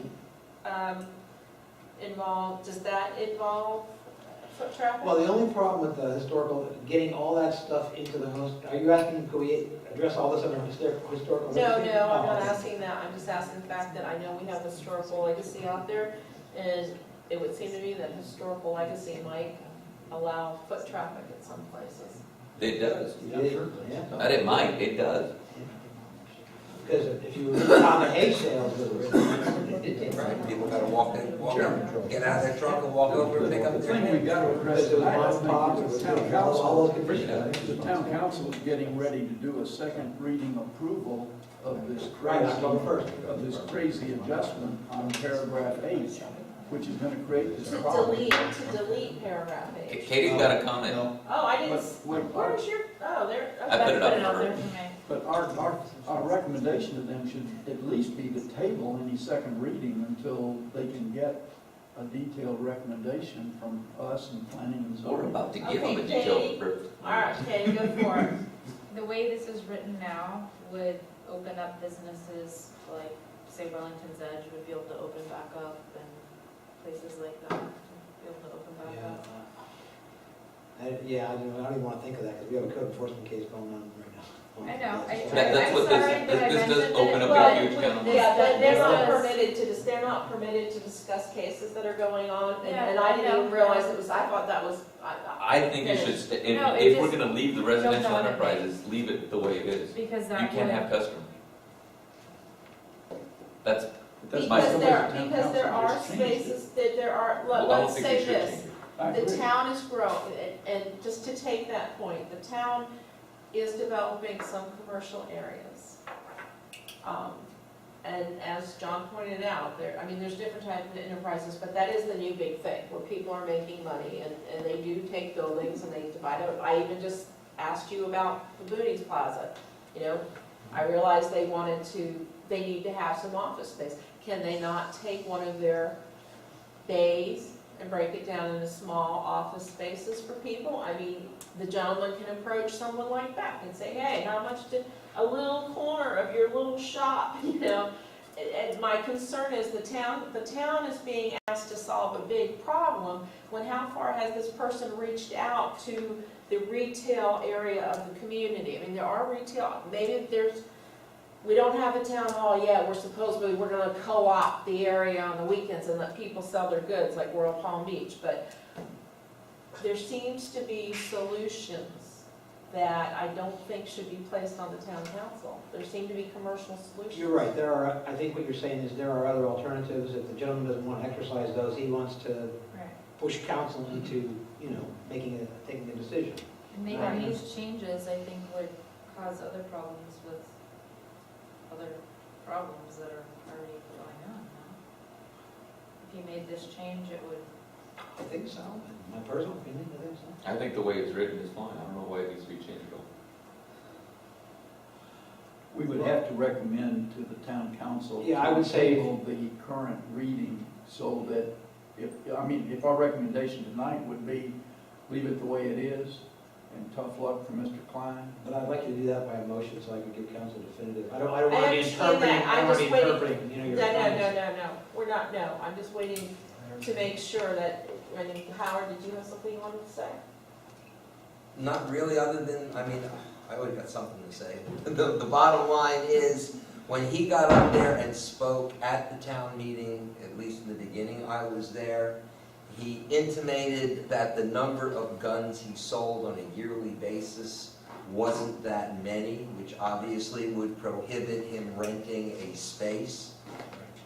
And it just seems to me to talk about not only the issues involved of trying to accommodate him, but trying to accommodate a business that he claims really don't make him much money at all. He's So then still why waking do up it? the people buy cheap guns. Well, why even do it? Exactly. But he rented a space in West Palm Beach for several years. Or you know what he could do, if he doesn't do it that often, he could call back, once every 3 months and say, hey, I have this guy. I can can run meet them all him at through your my place?" license. No? And, Can he transfer them to can I you? give, and you can I give you Absolutely. 50 bucks? Yeah, we do that all the time. That's how it's done, like, what do we, yes, that's We do it exactly. all So the you time. just came up with two different alternatives that. Really, I mean, and this is one thing that I could sit down with him and say, look, because we're really not moving that many guns. It's like you went through this big high with Sandy Hook and then everybody's filled up with guns and nobody's really doing it anymore.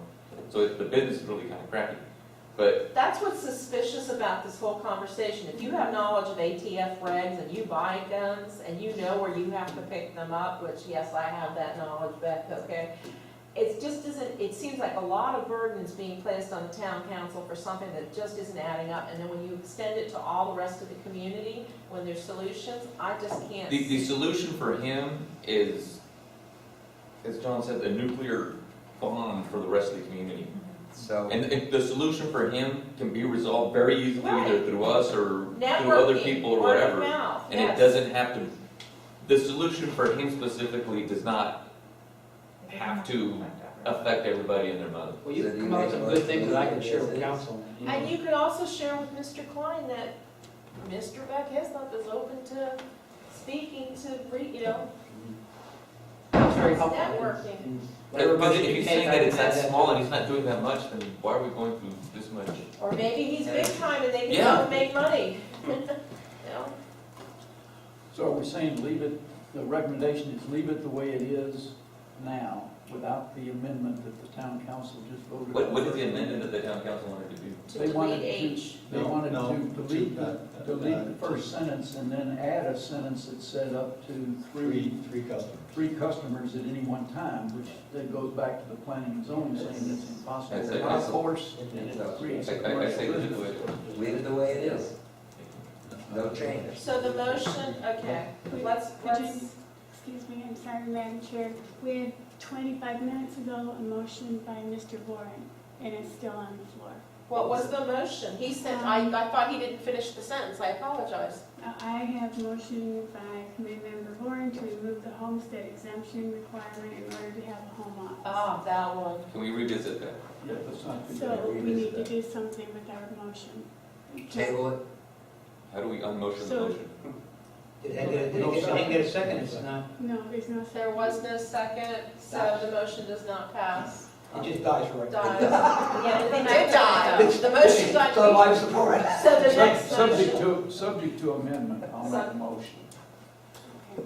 But what about his motion? What are we gonna do? It's dead. Dead for a Fine, second. okay. All right. I'll make a motion that our recommendation to the town council is to leave the paragraph H wording as it was originally stated.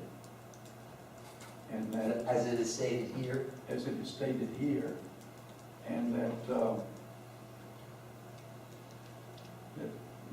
we encourage Mr. Klein to seek other alternatives That are available. that are available in the community. And it's all right if well, then you need the second part. I second the motion. And along with that motion, you're telling me it's okay for me to represent to the council that he has other options such as, is it all right to mention your?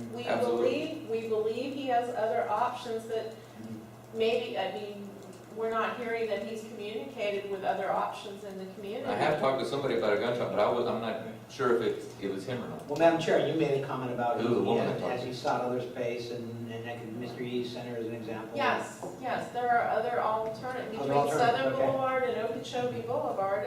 We're trying to, Yeah. And okay, let's motion, okay. All those in favor?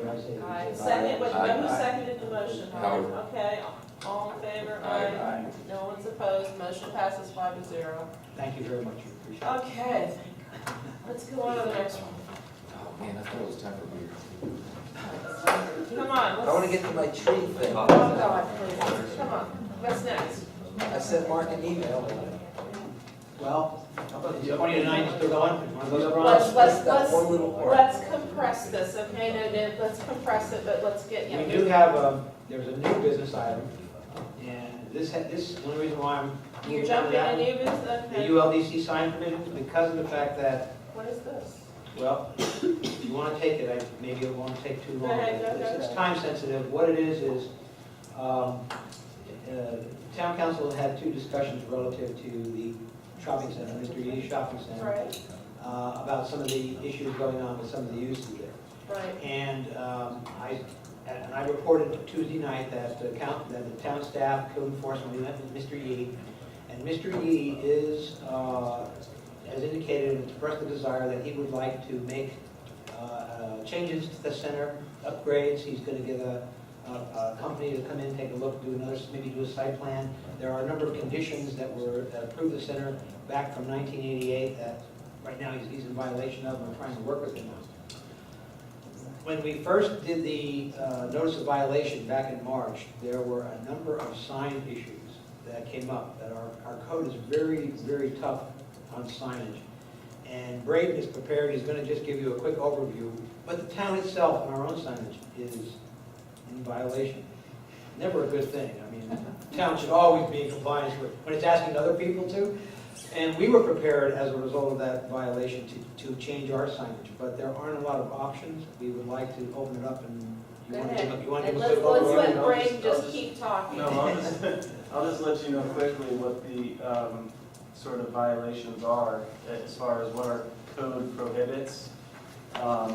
You know, and the center is the example, because that's why the sign section came about, but Booney's sign, per our code, is a violation.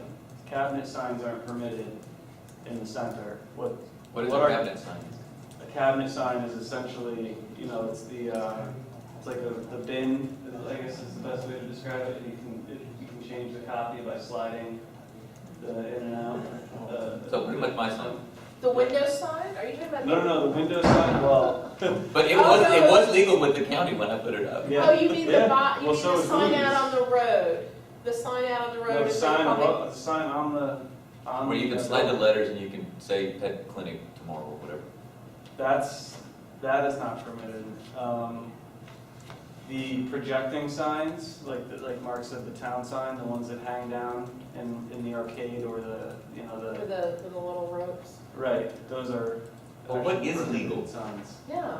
Basically, it looks like, I don't know how this sign code came about, but it looks like it was a sign code written for Boca or Wellington. Sort of carved channel letters that are affixed to the building, which are more expensive and obviously. And we're trying to keep the rural. Right, so, I mean, you know, I don't know if this is something Jim and I could get together on and figure out kind of tailor the Can you look at what code. exists? Can I ask you, could you look at what exists in the community, keeping in mind that. Everybody's illegal. No, What? I didn't say, no, I know that. I'm saying, look at what exists and.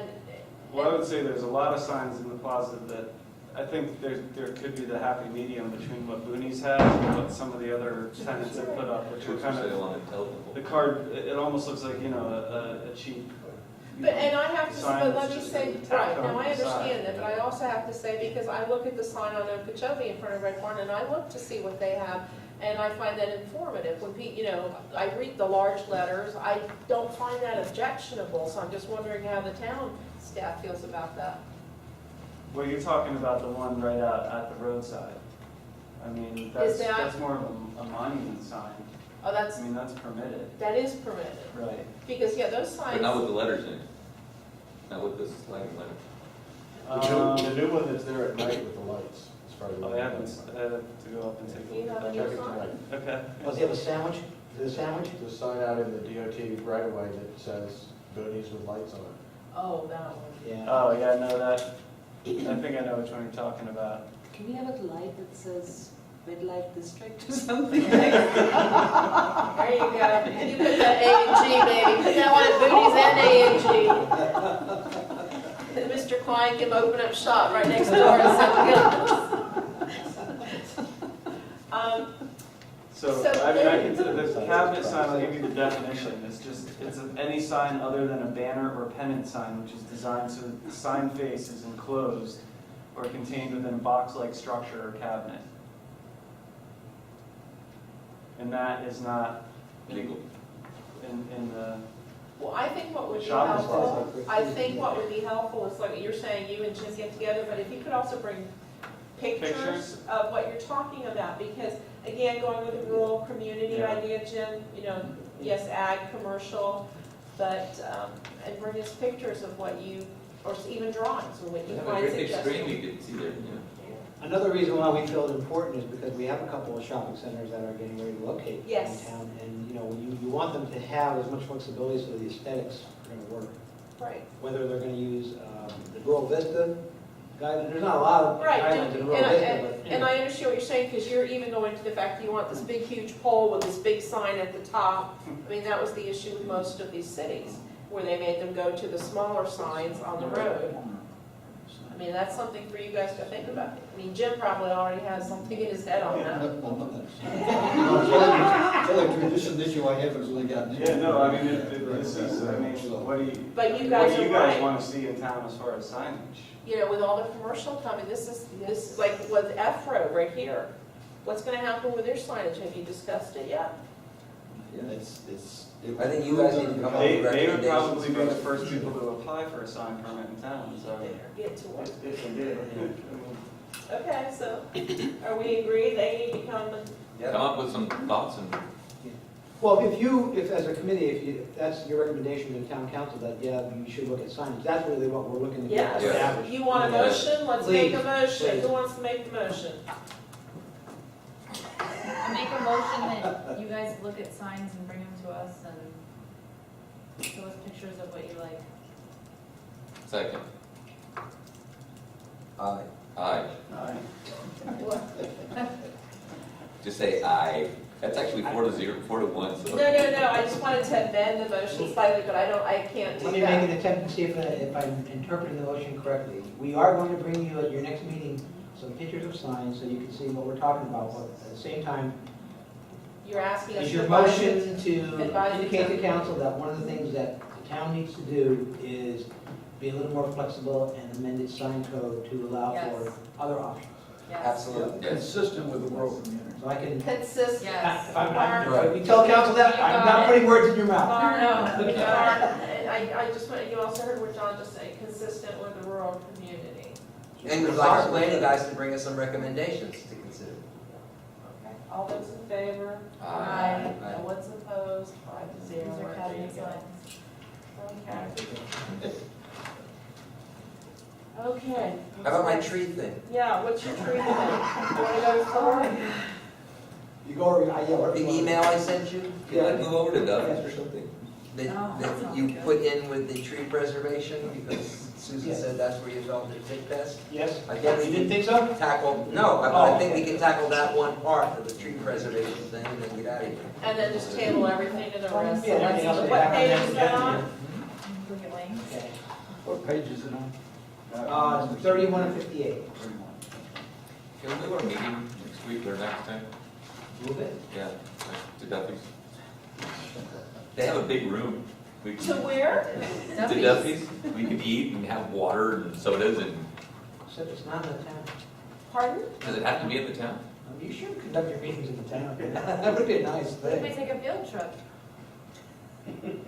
Boy, that's very innovative. I like it. I do like that. Good sign ideas. There you go, there you go. Checking out Oh, no, future I- retail options for the community. Let me I have not been to consult the Duffy's town in a long attorney on time. that. And if that's a possibility, Well, I'll talk to only, the town attorney. the only reason I asked that is because we needed 5 and it's going a long time, and we didn't ask for food to come in, we're willing to pay for our own meals. We'd be willing to feed ourselves, the public, if there is a room, the public Well, can attend. Let me say this, being that we're going to 2 meetings in these next 3 months, I mean, if you want, we can look at trying to figure out, we order something, or, I mean, we can try to take care of that if you want. Pizza and coffee. I just don't have the budget to buy dinner every night, every No, time. we can bring our own, you can bring your own food and eat here. I got cake one night. No, let me go there. Madam Chair. Okay, let's Let's get start, who wants to start reading the email? Howard? Okay, one of the topics on the agenda that we did not get a chance to discuss was invasive tree species.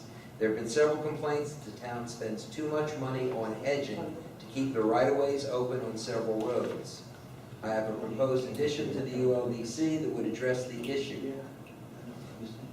It's based on the fact that most all hedging is done on Brazilian pepper, which is a species that the state of Florida wants eradicated. With this in mind, I suggest the following. Whether on public or private property, any hedging of invasive species to maintain the right-of-way on roads must be performed in conjunction with the lethal treatment of the tree with herbicide. I'll provide the herbicide at cost. Now, I brought this up to town, I brought this up at Careful, the town you're council mistaken. meeting, and it was one of those situations where everybody nodded their head and thought it was a great idea, and then we moved on to the price of grain in China, and that was that. Let me, it is a good idea. Let me just say this, Adam, because I don't know if you're aware of it. We are actually, among the many projects that we have underway, we are working on an ordinance for the council that actually Councilman Goldsmith, who was here, brought it up, and council agreed, and it is a work item.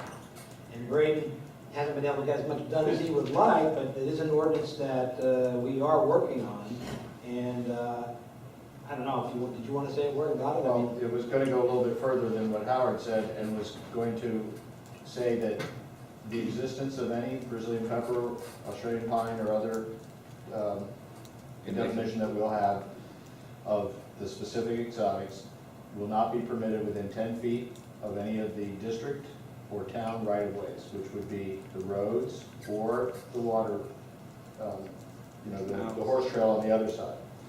And that it would not be permitted to exist, and that the town, rather than hedging it, would remove it one time, and the people would not be allowed to let it grow back. That is what we're looking at from a standpoint. So it would, what you're saying, stop spending money on it, but that the town would have a progressive, just like we're doing with the roads, going through and bringing the roads up to speed over the course of time. That would be part of the process, would be bringing and removing all that stuff, so that people couldn't have a hedge right out to the road, or crowding the corners. We could have special rules involving the corners also, so you can get a clean line of sight. There's a lot of Brazilian pepper hedges, like D Road and Collecting Canal, coming out of Collecting Canal going west. You're taking your life into your hands. I do it a lot. So, there's safety issues and there's aesthetic issues.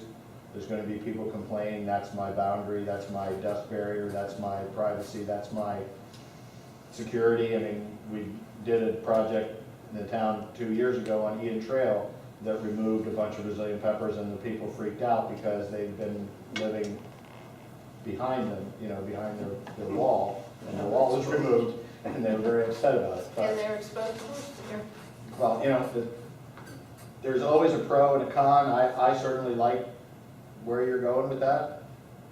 Certainly support from y'all's committee is always helpful. so is what we're doing, and based on that explanation, is that? Maybe a kick in the butt to Yeah, Brady to get a little absolutely. bit farther I along think on it it. needs to be put in the ULDC. Yeah, well, that's where it needs to be.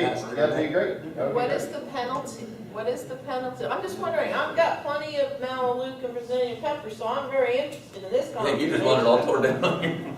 No, actually, I don't. My initial idea was that it would be taken down at no cost to the people, and it would not be permitted to return within a certain distance. to And the then road. And if it Property did, and if it did maintained. return, And the then property owners maintain from that place forward. then the town could charge for it to be killed, re-killed.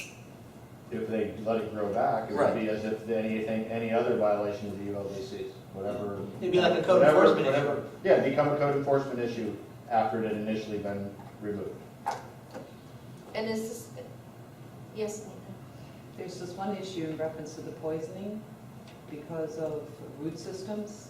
I'm not talking so much about the Brazilian peppers there, but you have to be very careful when you're starting to affect root systems that are not in the right of way.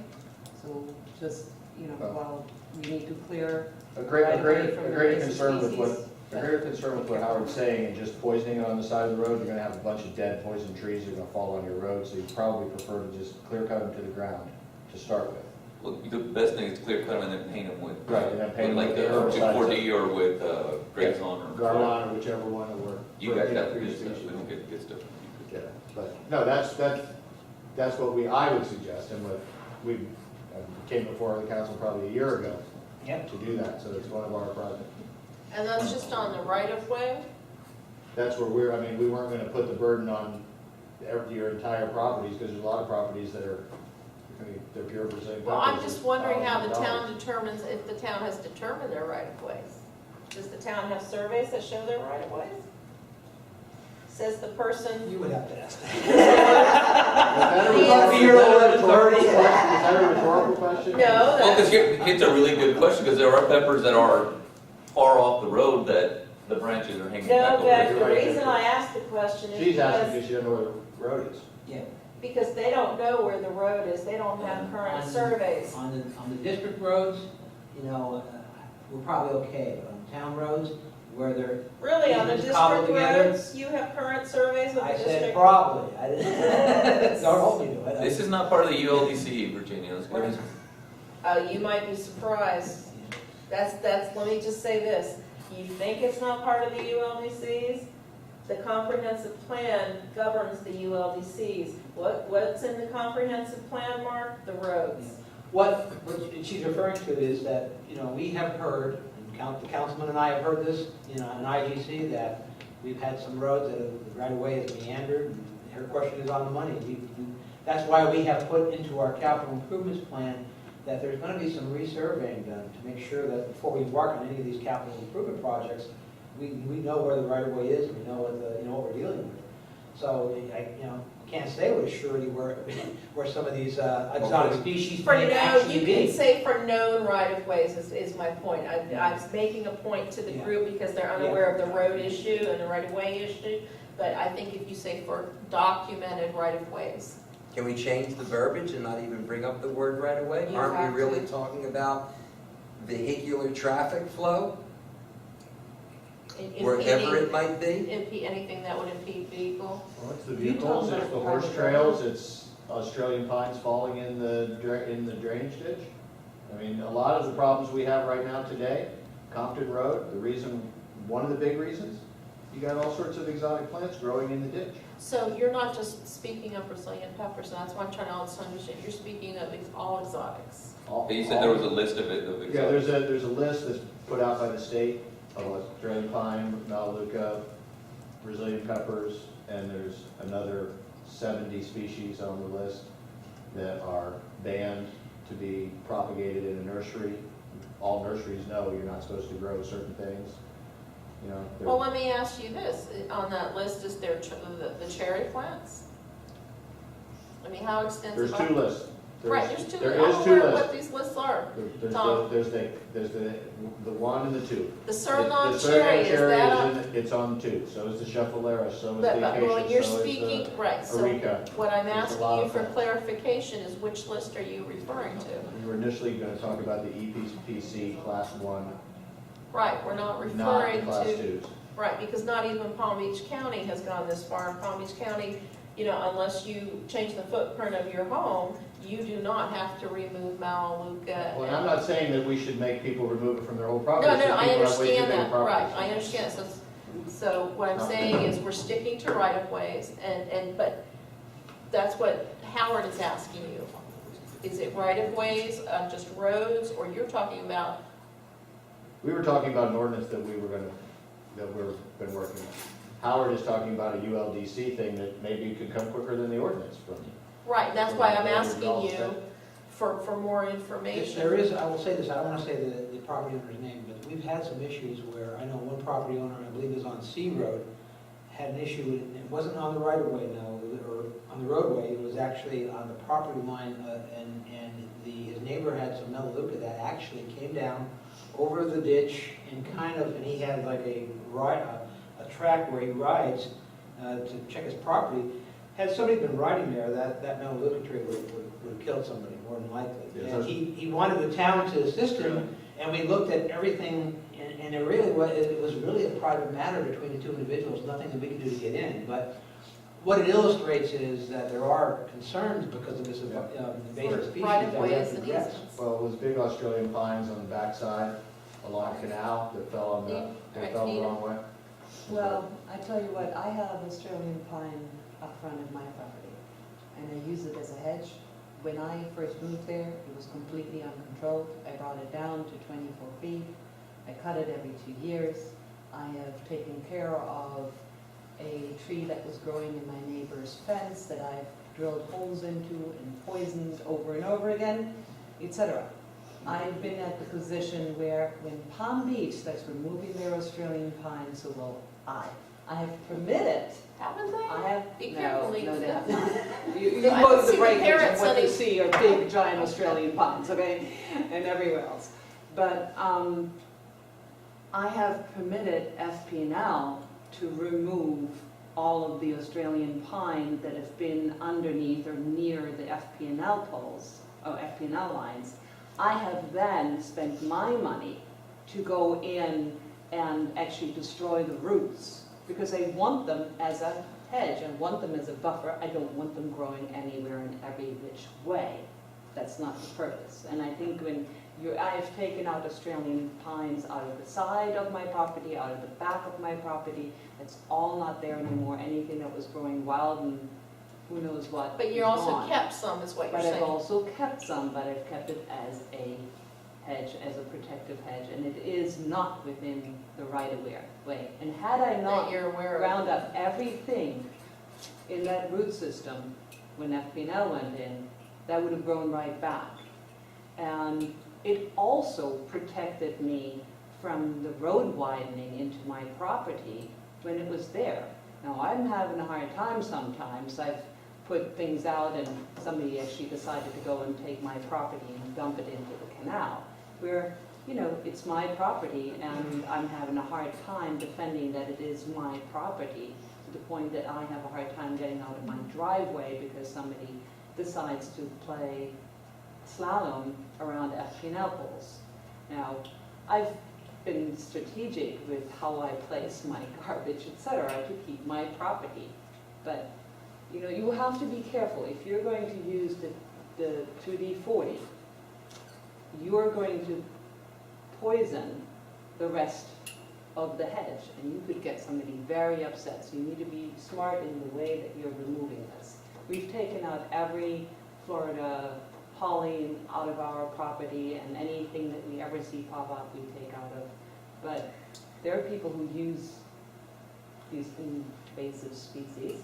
Like I said, there'll be people who say that you're taking out their hedge, you're taking out their stuff. My I hear understanding that. of Brazilian pepper was the whole plant has to really be removed. Is that not correct? The entire plant needs to be removed? Yeah, or just You don't even mulch? It'll just grow back. Huh? Right, that's my question here. I mean, we're only talking about one thing, item on, you're asking us for an opinion. We're talking about one tree on a list, quite a long list. So you cut it back and you put that herbicide on it, what's that gonna do? It wasn't. Virginia, I'm my wife's out of town, I need to eat. And it's not. When you cut it off and you Yeah. decide it dies. It It doesn't come dies, the back. root system dies. Does Okay, not come back. that's- But Nina's correct. If you can get translocation of chemical herbicide from poisoning one tree, and the root touches the other, it moves on. All right, It's gonna so, happen. and what you're asking us for grading is what? Well, this is Howard. I want to let you know, we are working on it, and I think it's addressing Howard's concern, but if you think we need to do anything else. So Howard, what is it you're asking? Well, I think this needs to be done in relation, and not use the word right away, but use the word impedes traffic. I think you need to use the word right. Well, it's On not any just, thoroughfare. well, it's not thoroughfare work. just, traffic when you referring to traffic. I think we need to have Braden bring to us, encourage Braden to work on it All right. and bring it to us. Yeah, I mean, in it's, these we days- can report to council that, it's already a project that's underway, that's been sanctioned by them, but And we you, can get but you've also embraced it, that, so. We can get away from the word right away, we can use thoroughfare. Yeah, we are gonna have to be very careful what words we use. But I'd also like you to refer specifically to which class of species. my input, which list you're referring to, list 1 or 2. No, there's a reason, there's list 1 and list 2. You can say all invasive species, and that's gonna be a real eye-opener, and a lot of people aren't gonna have anything left on their property. It's not on their whole property. It's Not just the on property, road. it's just It's just on the road. It's on not the the- thoroughfare. Yeah, so my front hedge that is going to be quit claimed by, what, the Loxahatchee Groves Water District, is it first? I bet a lot of people aren't aware of this issue either. North Road properties that will be quit claimed either by the town or the district, I'm tired too, can't remember the details, where my Suriname hedge is, that'll be gone. Well, right now, I think I'm gonna be receiving these tomorrow. Mr. Ryan could probably correct me, but you're gonna be giving us the deeds for Right. Compton, Marcella, A, And the wraps. the Raps, C, D, North D, Right. North Road, and did I miss any? No, and Virginia's thinking quitclaim deeds are. Somebody mentioned that. There's no quitclaim deed, it's an easement, a recognition of where the road edges are today. That's a Florida I'm thinking statute. from an FA, there was some wording like that, I'm repeating wording that was in a. You're probably thinking about FAC. the program we're looking at for town roads. in Yeah, terms of there's- or actually taking private property. Portions of town roads, I'm using wording that was in writing, John. But those roads that I just referred to, the district actually had their attorneys develop legal descriptions. There was a little bit of a snafu because apparently the county didn't like some of the wording of the legal descriptions and they had to redo them to some extent, but that's where that's at. Yes, please work on it. And So your fence is please, coming down? thank God. How No, about an nothing to talk exemption, how about an exemption from existing hedges and maybe get a No, I permit think- for certain No, hedges? I On North Road. think seriously. Specifically. No, You didn't let's- see. No, I think seriously advising which list you're working off of. There are 2 different lists, sticking to bringing that information forward, we'd like to see it. And that it is the truly invasive species, it's not both lists. We're not getting rid of invasive species, we're just getting rid of the things that are, There's Right 2 away or lists. the- Burdening the You roads. You need to see the list of plants first before you Suriname make. cherry doesn't block the roads. No. Howard, you need to see the list first, okay? Howard, we need the riding trails clear too, not just for the cars. That's why we have a thoroughfare. Just work on the wording and bring it back, thank you. We don't need a motion for that, do we? No, it's already, I think as long as you think we're covering what you were concerned about, because it's already a project underway. Right, but we're just saying, more details. But we'll bring you the list on the 3rd, so you can just, if you want to talk about the invasive species list, that's fine, we can do that. I'd like to see both lists. Yeah. So they can understand what we're talking about here. Thank you. Okay, motion to adjourn? Second. Aye.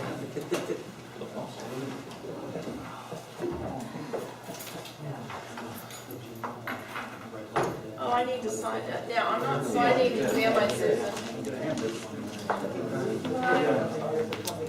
Good night, Pat. Get something to eat. I like